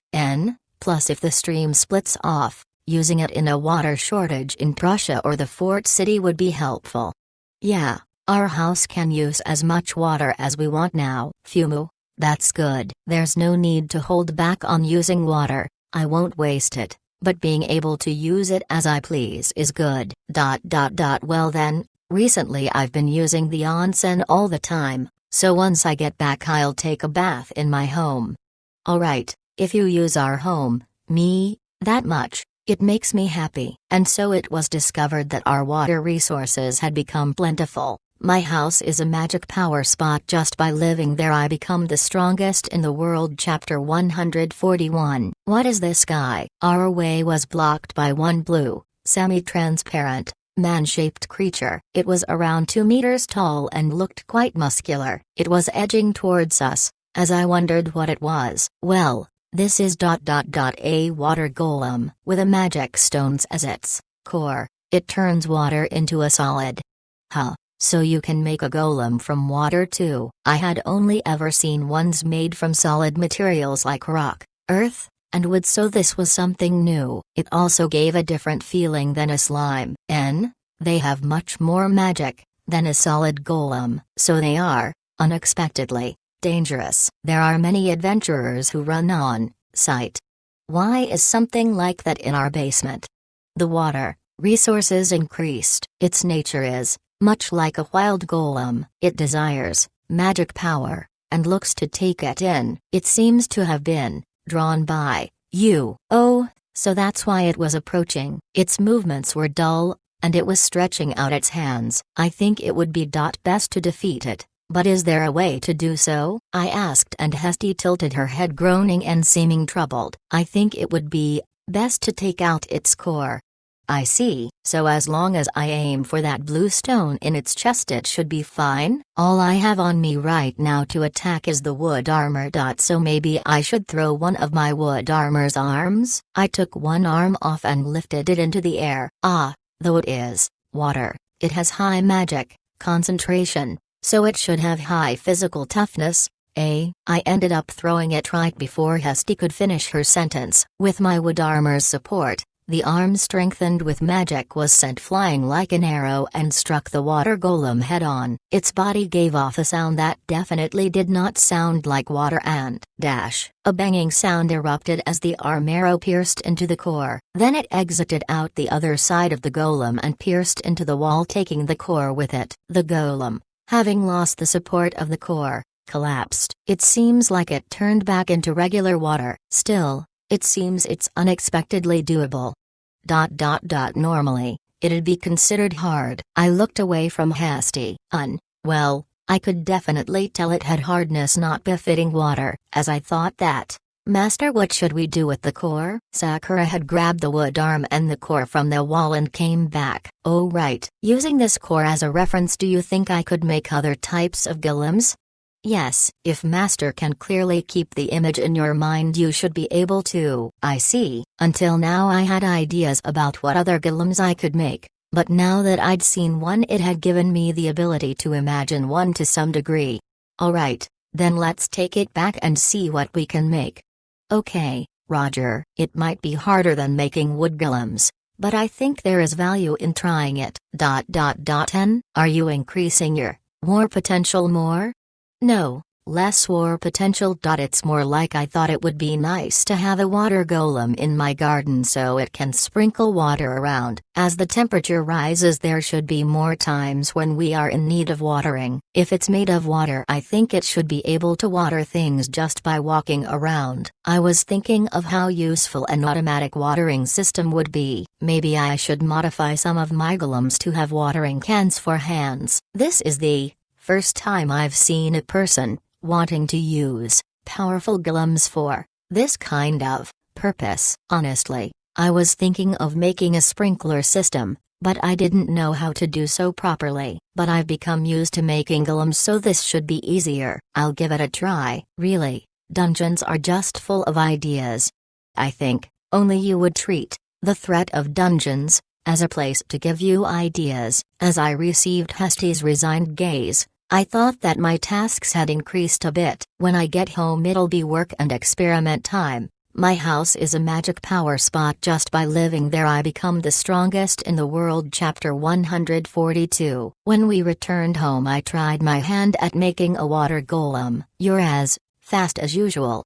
No, well, I wasn't going for perfection this time. This golem was simply made using the magic stone I'd gotten from the basement. It hadn't been molded very well. It was a 3-meter tall shape that looked barely human-shaped. Even so, it allowed me to get the feeling for this. I used a suitable magic stone for a core, but it's unexpectedly doable. Well, though you say it's suitable, that's a first-class stone, you know. The ones that come from your basement are both high in quality and size. Is that so? Well, I'm grateful that it makes it easier to work with. Now that I had the feeling for it, from now on is the real test. Alright then, since I can do it with regular water, I want to try to make an onsen golem. You're making that? Yeah, I was thinking it'd be good to make ones from various fluids. I think I'll have opportunities to use them, I thought as I approached the onsen. Then I dropped a magic stone into the onsen, imagining it as the center of the onsen water in the form of a human. Okay, how about this? The onsen water stood up in a human shape but just like that it lost its shape and collapsed with a splash. Oops, is it really no good?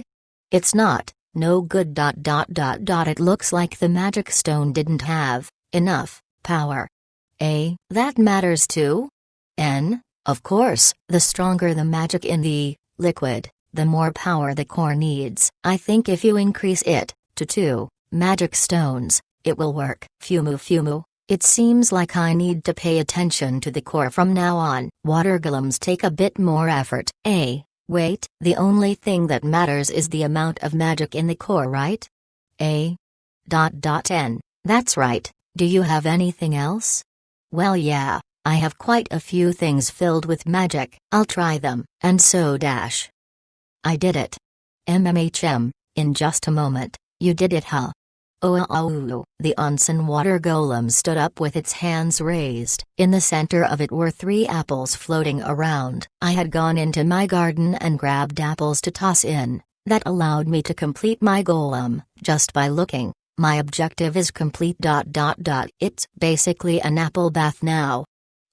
It has a really nice smell. With both hands above its head, the golem dashed around the onsen, spreading a nice apple scent. Thanks to the characteristic of an onsen within it, it should be very helpful when it gets colder. Basically it had become a mobile onsen, I thought, but Hesty shook her head. With the concentration of magic inside, it just by going in, for a while I would get drunk. Is it that strong? To me, of course, it's at the level that, just by the golem approaching, wild animals would run away. That much, huh? That's a bit of a shame. Well, at least I made a second type. The golem made with regular water was blue, and the one made from onsen water was whitish. The differences that popped out were interesting. The experiment had worth, I thought. Another dragon is coming from the sky. Again? Just as Hesty said, I looked up and a dragon was swooping from the sky. Its eyes were bloodshot without reason. So, water golems, blow it away, I ordered. At that moment the water and onsen golems suddenly stretched. Just like that, the water that had turned into whips slammed the dragon right in its face. However, that fluid had been hardened to an incredible degree. A booming slap echoed out, and with striking force fitting of the deep sound, the dragon was flipped end over end as it flew off into the heavens. Wonderful. In fact, they're really hard, those golems, a level I haven't seen before. It sent that dragon flying. Yeah, I was surprised too. I thought they would only be more flexible than the wood golems, but I didn't realize they would have such power as well. They took more time to make and more materials, but the water golems seemed to be superior to the others. However, the mass production capability and general purpose uses of the wood golems were better, so I'll use them most of the time. However, I can have 1 or 2 around the garden just in case. They'll be able to water it as well. It seems like my garden will have some new golems. Evening. Diania was with Ramiro's in her office. Sorry you had to stay here with me all day, Ramiro's Dono.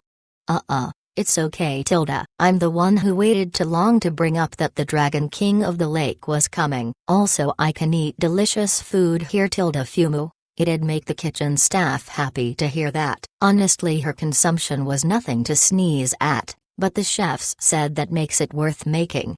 And got fired up. Honestly, since Ramiro's came, the knights and ministers had said the food quality has improved. That's a good thing. Though it does raise costs. Well, anyways, thanks to Daiki things had improved, so there wasn't a problem. Thanks to the surplus crop, the costs had lowered. At this time that power was so helpful, it was something to be thankful for. Princess, you have a guest to see you, the knight captain called from the door. And, It seems she came, Ramiro's reacted. It seems that the rumored Dragon King had arrived. From what she heard, this Dragon King had a very unique character. She took a deep breath to brace herself and, "All right, let her in," she said, and the door slowly opened. Then from outside, "Good evening. This is Prussia's castle, right?" a short girl with blue hair energetically greeted as she entered. Diania was surprised, but she soon got a hold of herself and stood up. "That's right. This is Prussia's castle. Water Dragon King Manuel Siren?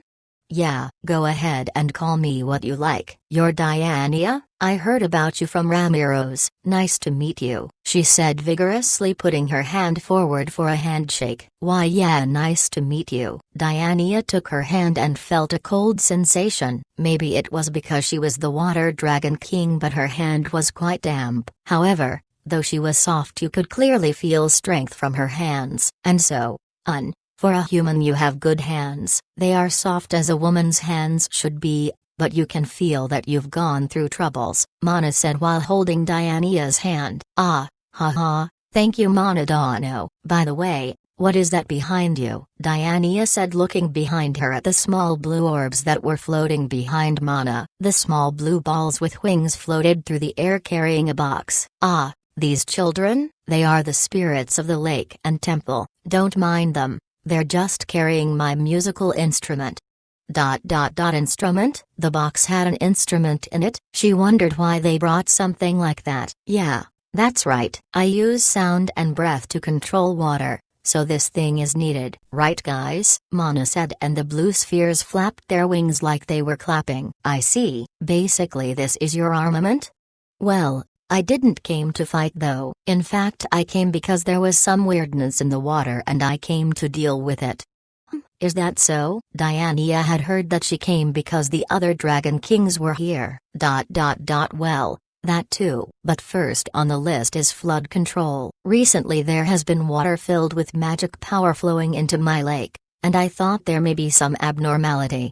Is that so?" Something sprung into Diania's mind. But Mana continued talking. "For that, I'll be doing a live concert in town, so can we move on to that? I can do it pretty much anywhere, okay?"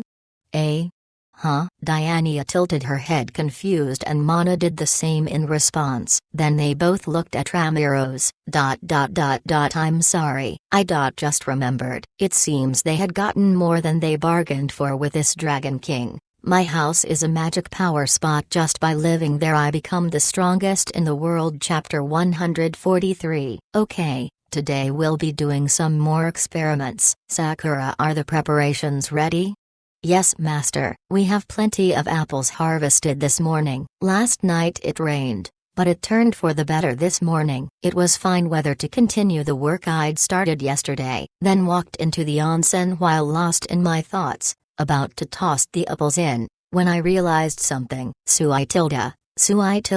The water spirit was floating face up in the onsen. In fact, it had stretched out its hand while floating. What is this guy doing? I think it's enjoying the onsen. Suitilda. I see. It was cute. It made me want to pat it. S. Physical body is in the onsen, right? I had touched it before and felt that its body seemed to be made of water. However, it was floating in the onsen without seeming like it was diluted or mixed with it. Spirits are things of magic after all. It has shape formed from magic, so though it may seem like a liquid, it will not mix with the water. So it's kind of like how oil won't mix with water? Yes, it is a spirit with a set human shape, so it should have this much strength, Sakura explained. So there are spirits that are not in a human shape? Of course. In fact, the ones that can take human shape are much rarer. Though she said it was rare, the only spirits I've seen so far have been human in shape. I hadn't seen a single one of a different shape or form. I suppose so. The spirits that can't take human shape have enough power to carry some luggage, and can float a bit. But when they come into contact with Master's magic. They would all fly away as fast as they can. It's natural that you haven't encountered them. So I'm being avoided by the spirits. That kind of makes me sad. It's alright. I'm here, aren't I? Well, I guess you're right. We got off on a bit of a weird tangent. Well, anyways, I found out that there are many types of spirits. Also, these children, the 4 spirits didn't run away after meeting you, Master. They aren't avoiding you. Why, yeah. Thank you. I thanked Sakura and looked at the water spirit again. Certainly it didn't seem like it was going to run or fly away even after I'd gotten this close. When I thought that, Sui tilde 2 tilde. Finally the spirit lifted its head to look at me. Its face looked red. It can't be drunk, right? Even as a spirit, it seems that since it wasn't used to the onsen it got drunk. I'd been a bit careless lately. I had even forgotten how this onsen could affect things. For now let's pull it out. Okay. And so I decided to continue my experiments. After pulling the spirit out, early in the morning Diania was sitting opposite Mana in her office. Yesterday she had heard from her the various things about her live concert. I'll need to examine the schedules, so please wait a bit. She had said to get some time to think, but now was the time to give her answer. And so, you finished the schedule, right? How is it? Yeah. That's right. For now I have it down in the schedule. But it doesn't look possible for tomorrow or the day after. I'm sorry to say, but you may have to wait for about a week. Well, it was a sudden request, so I'm grateful that you put it in the schedule at all. Plus, for a dragon waiting a few days is nothing. Mana nodded in understanding. It seems she was a surprisingly easy to talk to Dragon King, Diania thought as she sighed in relief when Mana opened her mouth once more. Until the live I can go around as I please, right? Yeah, I don't really mind. I see. Then I heard that Hesty was here too. I'd like to go see her. At those words, the sigh of relief Diania had been heaving was caught in her throat as her head spun. Actually she's not in this town. She is in the neighborhood though. Is that so? It's been a while since I've seen her. Could you tell me where she is? Diania had anticipated this, but as she thought this might be bad. If she told her the place, then it may get involved in trouble once more. No, it was certain, and it was dangerous. So, that won't be necessary. I'll go bring Hesty here. No, you really don't have to do No. Please let me do that much at least. Our schedule has caused you problems after all. Just please wait a bit here and I'd be grateful, Diania said and rapidly teleported. For now she could only go to Daiki's place and inquire after Hesty. That would be best. Diania made her plans as she clenched her fist. My house is a magic power spot. Just by living there I become the strongest in the world. Chapter 144. After finishing the first stage of the water golem crafting, I took the completed golem around the garden. I'll have to set it to patrol along this route, and since from now on it would be acting as a watering can for the garden as well, I would have to clearly set where it goes. For that purpose I was taking it around with me. But, good morning Daiki Dano. Diania suddenly appeared a short distance away in the forest. Good morning. What brought you here at this hour? Actually I need Hesty Dano for something. Is she here?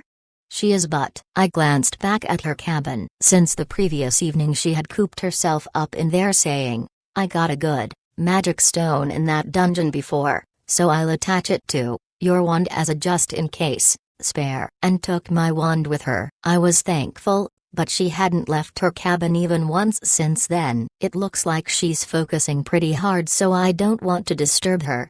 I see. Do you have any idea of when she might be finished? Nope. How long does making a wand generally take? Normally a craftsman would take 1 to 2 months. Really? Hesty usually finished in about 2 to 3 days. How fast was she working? Even for the fastest craftsman it would take a week, but Hesty Dano finished it in 3 days. The people with you are all blessed with amazing abilities. Well, they're not amazing because they're with me though. It was purely how great Hesty was. It had nothing to do with me. Hesty opened the door and tottered out. Oh, good work Hesty. I'm okay. I still have some stamina left. I just need to rest in the onsen and sleep, and I'll be fine. The spare is mostly finished too. I'll give it to you later. okay? Yeah, thank you. And Diania, Hesty's come out but she looks quite tired. Do you think that your business will finish quickly? I asked and Diania took a moment before nodding. Why yeah, it should finish quickly. It's just an acquaintance of hers came to visit. Is that alright Hesty Dono? N? What? Honestly, the Dragon King of the Lake arrived at my castle a while ago, she said, but at that moment, what is this place? There's so much magic power around here. What happened? A girl with blue hair leapt out of a puddle of water on the forest floor. What is this girl? The puddle was clearly not deep enough to conceal a person. Where did she even come from? I wondered as I looked to Hesty and Diania. But, Mom Aneraldano, why are you here? Mana, so you've already arrived here. It seems the girls knew this new person. Hesty and Diania too. What are you doing in this amazing place? The blue-haired girl asked them. Well, there are various circumstances, but why are you here, Monadano? I wanted to get a look at the surroundings before my live, and followed an underground stream, but I felt an abnormally huge magic power and came up here to see. Then this girl apparently named Manuel, finally looked at me, and, from the feel of the magic you should be this place's master. I'm sorry to intrude like this. No, it's alright. Who are you? I should name myself. I am Manuel Siren. I am the singing shrine maiden of the shrine beneath the lake, and the Dragon King of the Lake. Nice to meet you, Manuel said and gave a bow. I see, so this girl was a Dragon King too. I wondered why she was here. But at that moment I heard someone running through the forest. I'm sorry Daiki-san Diania-san Tilda. Mana was too fast and I couldn't catch her. Just because she's the Dragon King of the Lake.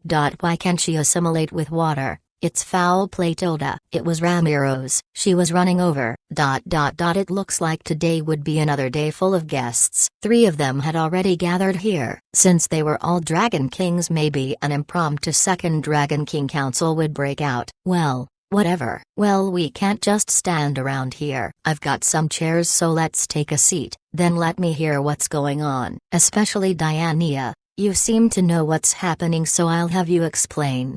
Oh okay, I got it. And so my garden became the place for another meeting between the princess and the Dragon Kings. My house is a magic power spot. Just by living there I become the strongest in the world. Chapter 145. I see. So she came to do a live concert in order to do some flood control? Then she said she wanted to meet Hesty Dono, and so I came to facilitate that. However, she ended up coming here herself. That can't be helped. Manuel just can't sit still. Honestly, without an explanation I would have been completely lost. Thanks to Hesty and Diania's explanation I was able to understand the situation. I was thinking wait, I'm sorry to be bringing this up now. But how can the two of you be so calm? Manuel said, turning her shocked gaze on Diania and Hesty.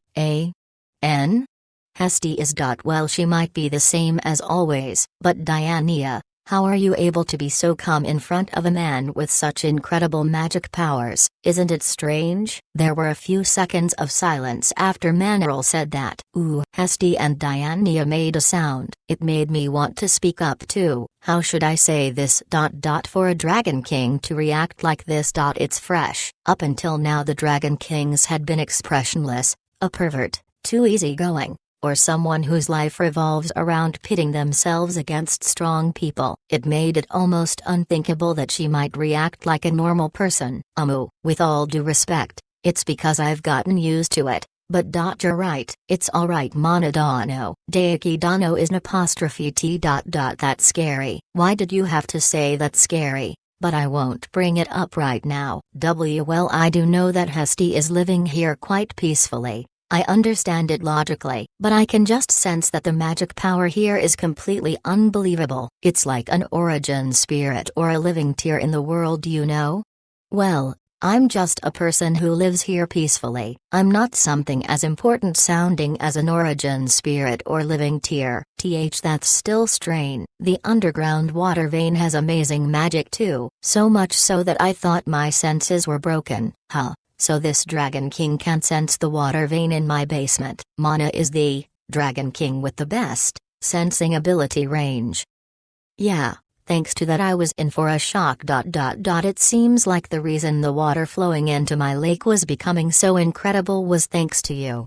Manaril said and stared at my face. If I recall correctly, she lived in a lake by the fort city. Did I cause some trouble? It was bothering me a bit, so I asked. But she shook her head. No, it's nothing to be sorry about. It's quite welcome. Water from magic stones is like wine comparatively. As it flows down the river into my place, it makes the water very delicious and nutritious. Thank you.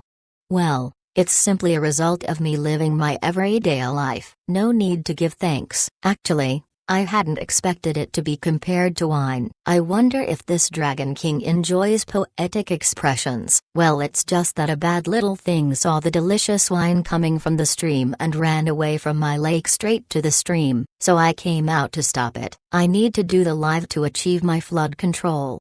You came all the way here?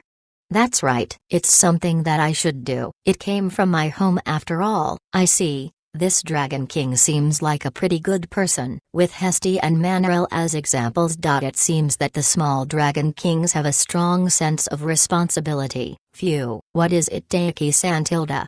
No.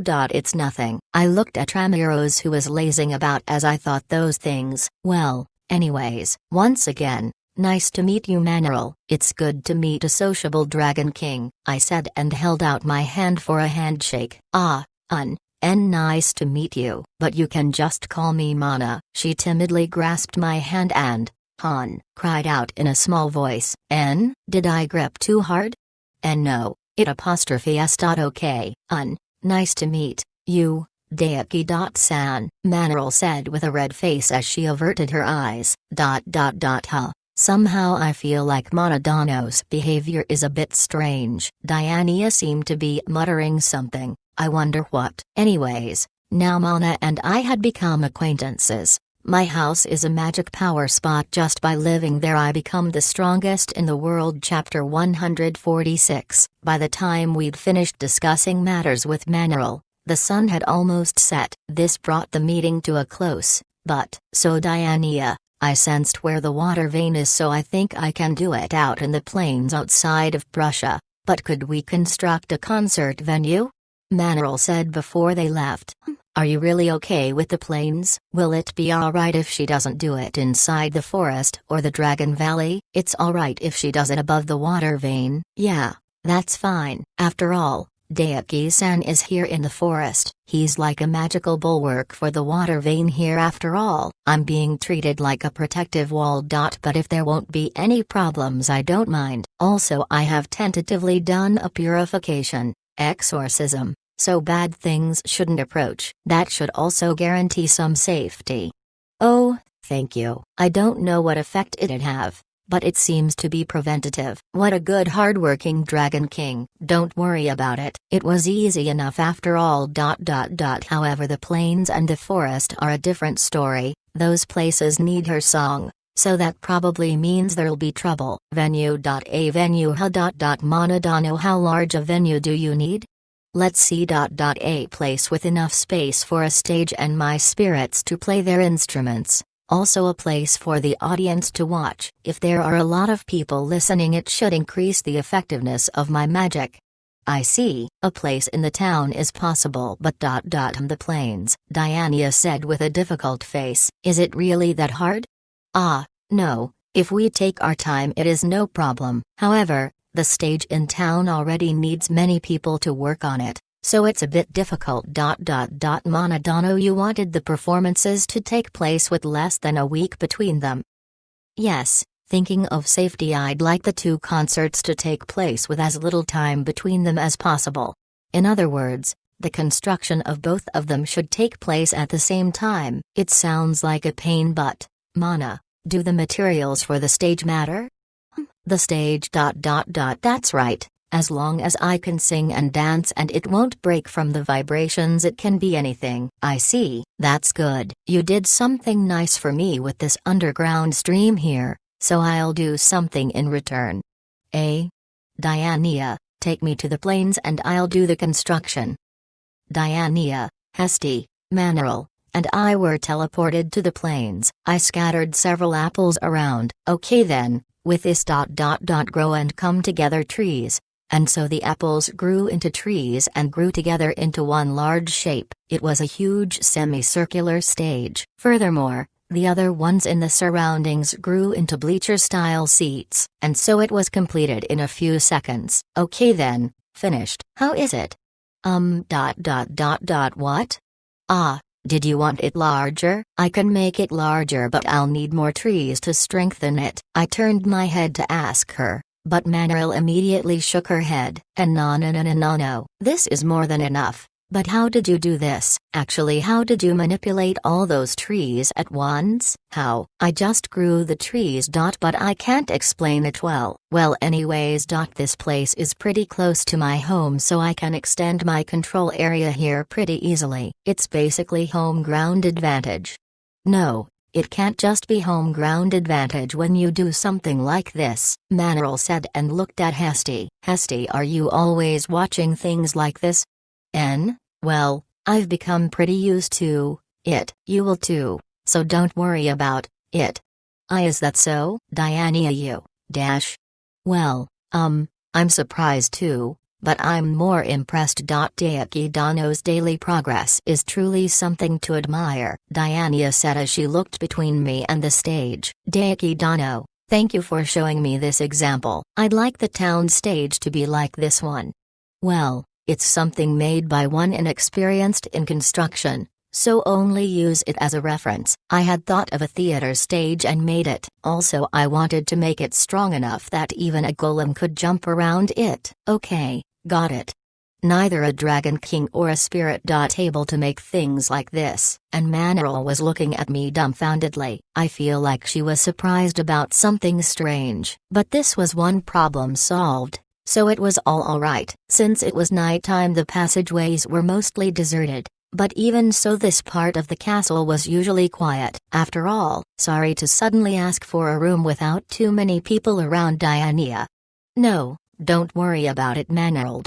No. This area is under pressure from both the magic researchers and the surrounding soldiers. That kind of room is easily available. After all, she was a dragon king who had brought spirits on top of that. Of course she would want a place with less activity, Diania thought. She was a considerate dragon king just like Hesty most likely. Diania was grateful for that as she proceeded to bring up a matter that she was concerned about. By the way, Manaril Dano. What did you mean by a bad little thing came over? Oh. It was a spirit dragon that was sealed in the lake. It's a bad dragon that I suppressed and subdued. It was called Cataracta. Spirit dragon. So you mean enough spirits with nature's will gathered and combined. Turning into the shape of a dragon? She didn't really know the name Cataracta, but she did know some things about spirit dragons. She had once read about such things in the castle libraries. I'm impressed you know about this. The will of this particular one is quite bad. It is malicious and evil thoughts fused into the water. It gathered together to form Cataracta, a powerful dragon with the ability to negatively influence waters. What do you mean by negatively influence? When Cataracta wakes up and goes on a rampage, the waters turn black, muddy, and impure. That water is the same as poison. That's why I try to never let it wake up. It was a worse existence than Diania had thought. Prussia had plenty of water and many industries. If the water was wasted like this, there would be a lot of damage. Though it is sealed, it can't be allowed to swim into an underground vein to eat the magic inside. That is the true form of the bad little thing I mentioned. I see. It has more influence than I thought. Well, yes, there are exceptions though, like that crazy magic at Daiki-san's place. Foo-foo, just by remembering it makes me want to laugh, Manaril murmured as she looked off into the distance, smiling wryly. I'm not very physically strong, so I can't help but feel afraid. But Manadano is a dragon king, right? Yes, but in terms of fighting strength, I'm probably only a little stronger than you. I can't compare to the other dragon kings, let alone Daiki-san, Manaril said while emphasizing with her hands. But, isn't that plenty strong? Though I'm not really trying to say I'm strong. I was just saying I was weak for a dragon king. However, My songs have the power to seal Cataracta who can eat magic, so I'm the Dragon King who can deal with it. If I sing then I can also subdue its power to eat magic, Manaril said pointing to her throat. Certainly if it wasn't stopped after waking up, it would destroy crops and other things. It was truly a troublesome existence. You can't destroy Cataracta through exorcism? If it was a spirit then by using power you should be able to subordinate it. But why didn't they do that? It was bothering her. That's impossible. Me and 4 Dragon Kings came together to fight it, but taking it down would take too much time. There would be a lot of collateral damage, so it was decided to seal it instead. So you already tried ... Sorry I brought it up. Don't worry about it. It was true that I didn't explain well enough, but as long as I properly do the concerts it should be alright. It hasn't fully awakened since nothing big has happened, so I need to get into proper condition, Manaril said while stroking her throat. She was diligently thinking of the people and this town when she said she wanted to sing. In that case Diania thought she needed to do everything she could. Monadano, could we speak a bit more about the live? Okay, that's fine. Let's talk a bit more inside the room. Also there might be some things written in the library about the evil water dragon. I'll look into it. Oh, thank you. And so, Diania and Manaril continued to chat. My house is a magic power spot. Just by living there I become the strongest in the world. Chapter 147. I don't think that you need my advice with how strong it is.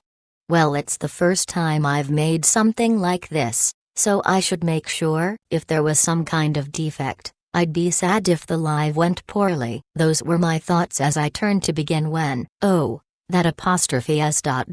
Mana, huh? Manaril was gazing at the stage. She noticed us as soon as we arrived and turned to face us. Ah, Daiki-san, good morning. Yeah, Mana, you're here too?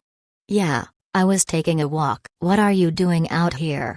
I just made this yesterday so I came to do some checks and small improvements, I said and touched the stage when Manaril made a weird face. Huh? Is there something wrong?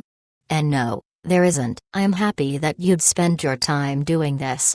Don't worry about it. I just don't want to see something I made with glaring defects. This is just right, Mana. You can help with the check.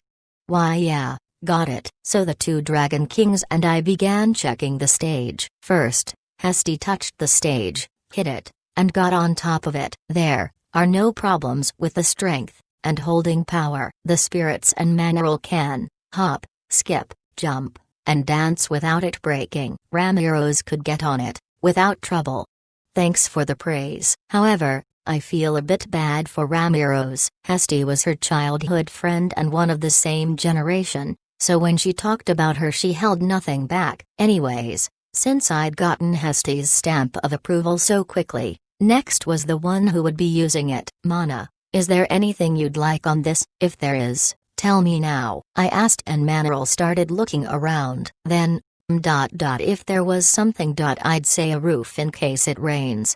Okay. Got it. I planted several apples to the side of the stage and made them grow tall. Then I made the green leaves and branches extend and intertwine into a canopy above the venue. With that, the roof was finished. Why, you made that look easy. Manaril looked at the roof taken aback. Well, I didn't need to sculpt it. If I needed to shape it specially then it would definitely take more time. And, is there anything else? I asked and Manaril racked her brains. Then after a few seconds she murmured, ... Since we will be having the concert here right after the one in town ... I wanted to have some water for the spirits and I to drink. A drink? Yeah. I was hoping to buy some of the water from your home, Daiki-san. Can I? My house is water? I don't really mind, but why is it limited to water from my house? Well, Diania has her considerations as well. She was thinking to set up some food and water stands around here. But those would only be normal food and drink, right? But, when I went to your home I could feel that the water was full of magic power. With that much power it wouldn't just quench our thirst, but it would also restore our magic. Oh, I see. Killing 2 birds with 1 stone? In that case, okay then, I'll bring some. Actually, you really don't have to buy it. You can just have some. After hearing my offer of giving it away, She shook her head. No, no, the water from there is something that should be paid for. That being the case, I will pay for it properly. Huh, I see. This Dragon King is stubborn about things like this too. Once again I will accept what I am offered. It doesn't feel bad though. Once again my stored up coinage will increase. I have to find some place to use it. Maybe some kind of store event will have something I want to buy. Well, that aside. Okay then, since you're paying I'll bring 2 types of drinks. Is apple juice alright? If I just brought water, I'd feel like I didn't deserve it. So let me do this much at least. I'd be happy having something sweet. Is it okay? Okay, I want to do it, so don't worry and accept.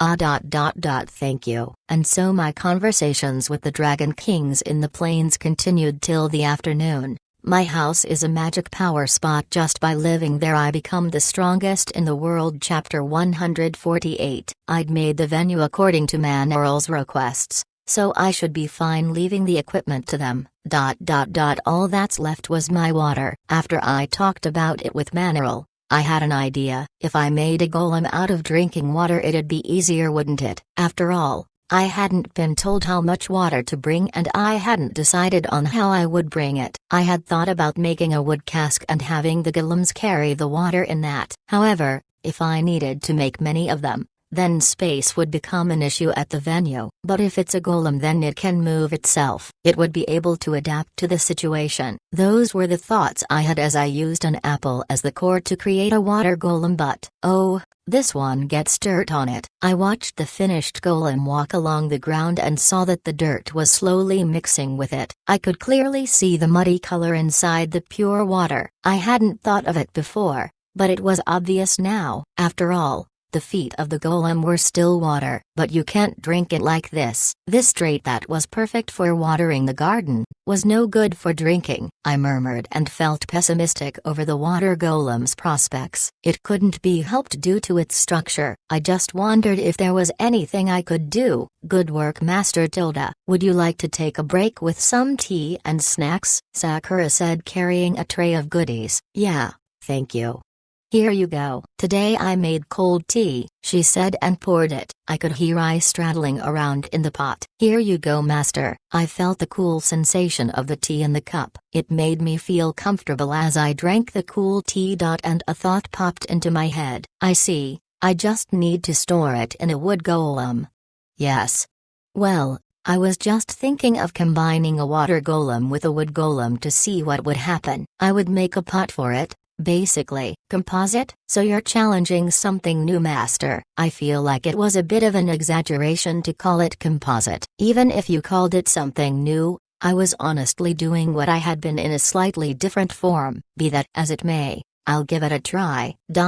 Trees, spread. I spread it into a plank and placed it in front of the sink. Then I placed the apple inside the water. Water golem. Walk here. I had the newly made water golem walk onto the wood. Then I once again controlled the tree wood. Cover the golem, I said, and the wood enveloped the golem like a shell. Then I had the water golem, who had been completely enveloped, walk a few steps and, the water won't leak. It didn't leak at all. It was cleanly covered. The feet were protected by the wood so it was unsoiled by earth. So all that's left is to put a faucet around the fingers. And I succeeded in making the water cleanly flow from its fingers. For now it seems drinkable. Wow, amazing. It's a walking water bottle. It looks grim and stern, so I feel like I should mold it a bit more. It was my maiden work, but I should put a bit more effort into it. The inside of the wood golem could be hollow and I could put water inside it. Next I have to think about storage, maintenance, and hygiene. There were points to improve, but I think I can make things besides for water. I might be able to make a drinkable apple juice golem or somehow make a golem that would keep the water inside of it cold. Alright, I'll try to do some more work. Sakura, help me out.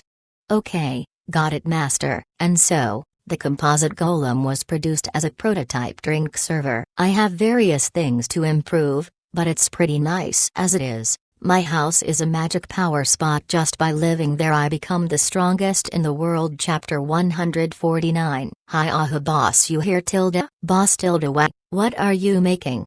Oh, it's you, Ash. As I was running the golem through the garden, Ash had arrived with a bag. It looks like he was surprised at how little the wood golem was moving. Hi aha, what's up with this? It's intimidating.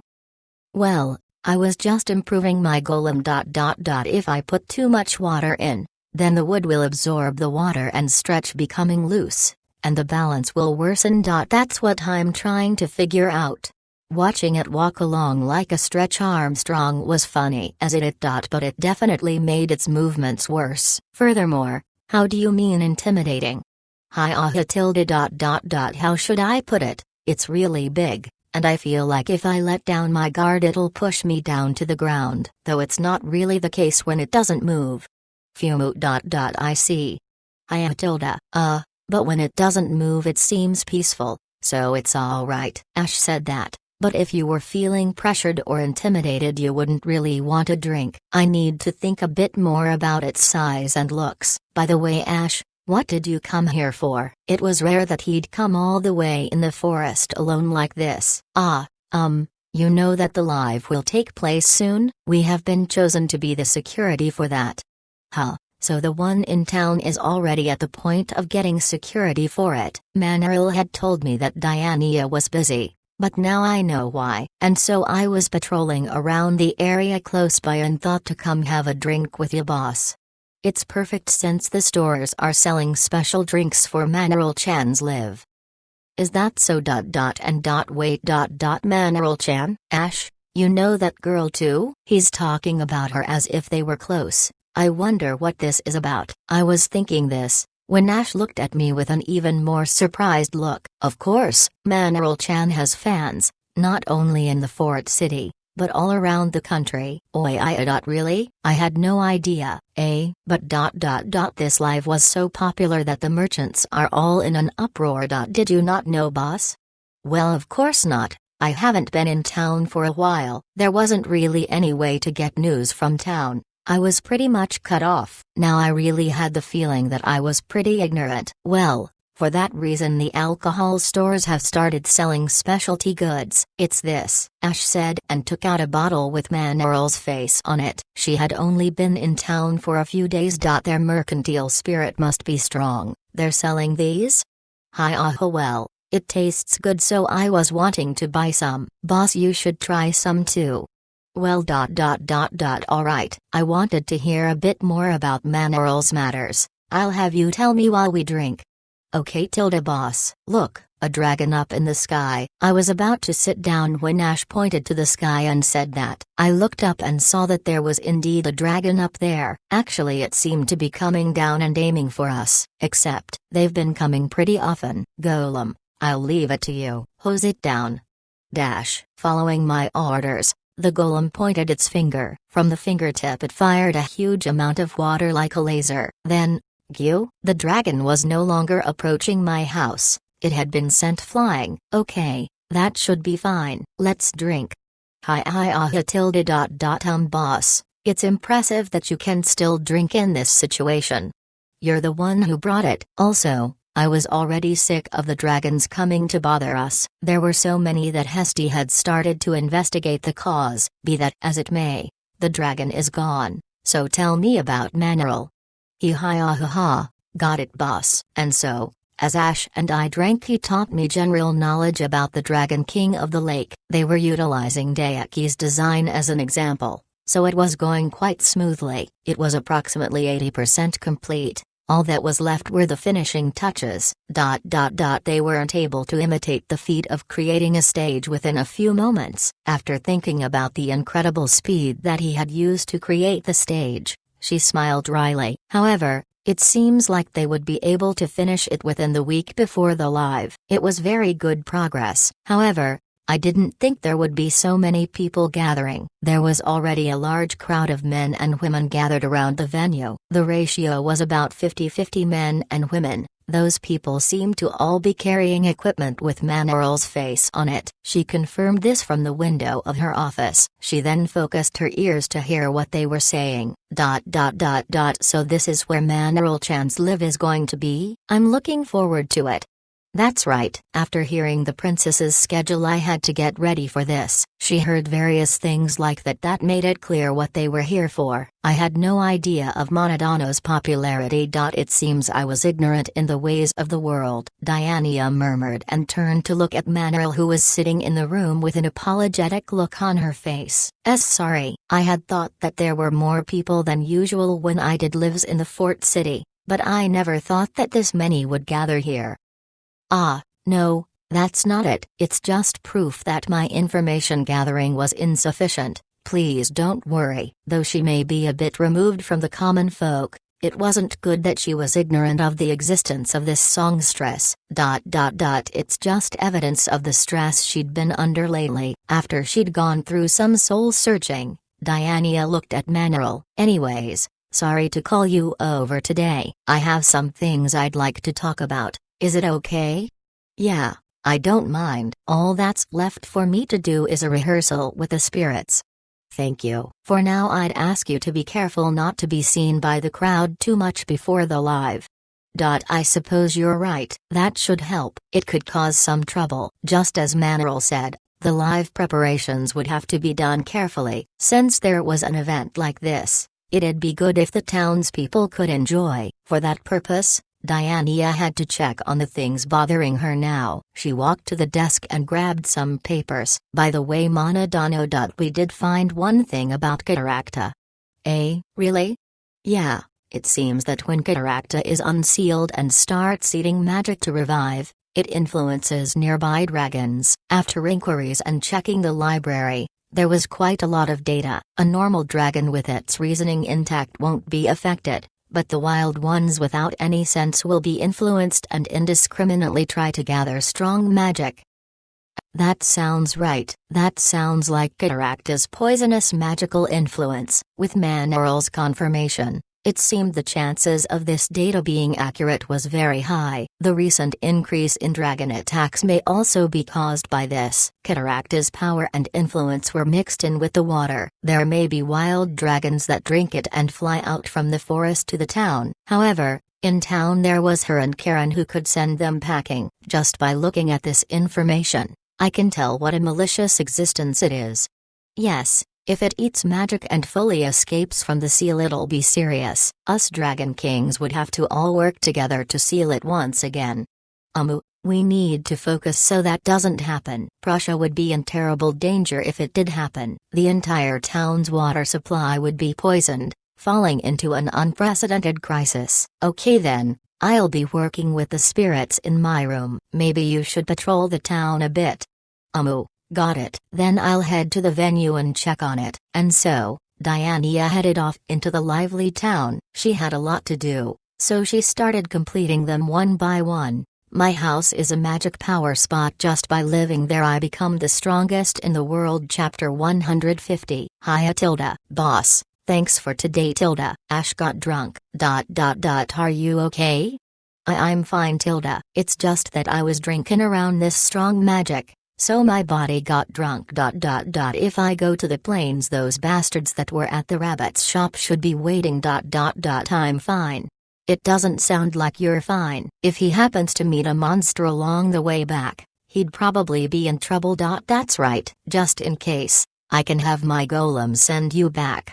Hi Tilda, is that okay? You told me quite a bit. After all, I'd received information about Manaril's public popularity and her fan base amongst men and women. I should return the favor. Golem, see him into town. I had made a golem around the same size as Ash. If it guided him back, he should be safe. It was set to come back automatically, so recovery of it was easy as pie. You, Asu? Thanks. See ya. It's fine. Be careful on the way back Tilda. Ash headed off into the forest unsteadily. Along the way he got his feet caught on roots and plants, tripping along, while every now and then slamming into a tree. I was a bit worried if he'd make it back to town by himself. But the golem could carry him, so it should be fine. His friends should be at the plane. Okay then, I should do my own things. After seeing him off, I went and sat down on a bench in the garden. I had to continue what I was doing before, improving the composite golem. Thanks to the large group of people that would be expected to show up,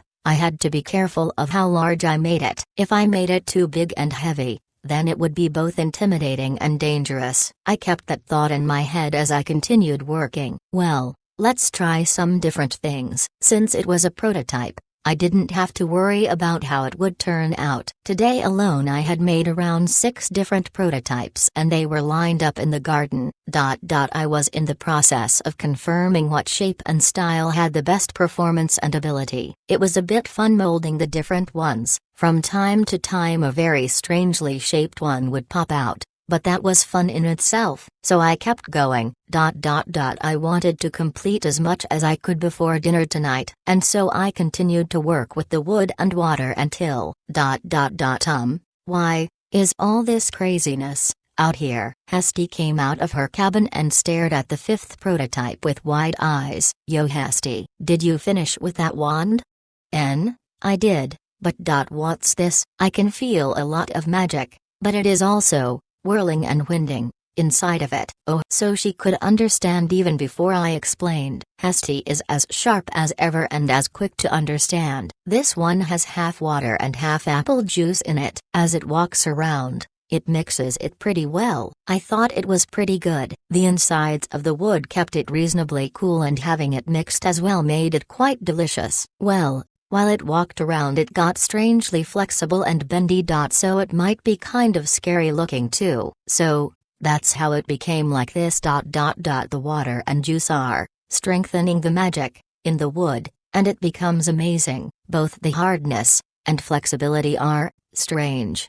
I made it harder so that it wouldn't leak. Oh wait, maybe I can strengthen the liquid I put inside? But being harder is good. Makes it easier to carry things. And even if you hit it with that big rock over there, I don't think there would be a single crack. It has high battle power. As she said, I had the golem hit the rock. Then, just as she said, it didn't have a single crack, while the stone was crushed. I'm glad that it was properly toughened up. However, it's just a juice server. So I don't think it really needs battle power. And well, yeah, you're right. I've decided to stop caring that your things for everyday necessities have high battle power, Hesty said as I saw her looking at me with a dreadful look in her eyes. Is this golem really that strange? In that case I should remodel it some more. I was already satisfied with the fingers and the like. But let's work things out step by step.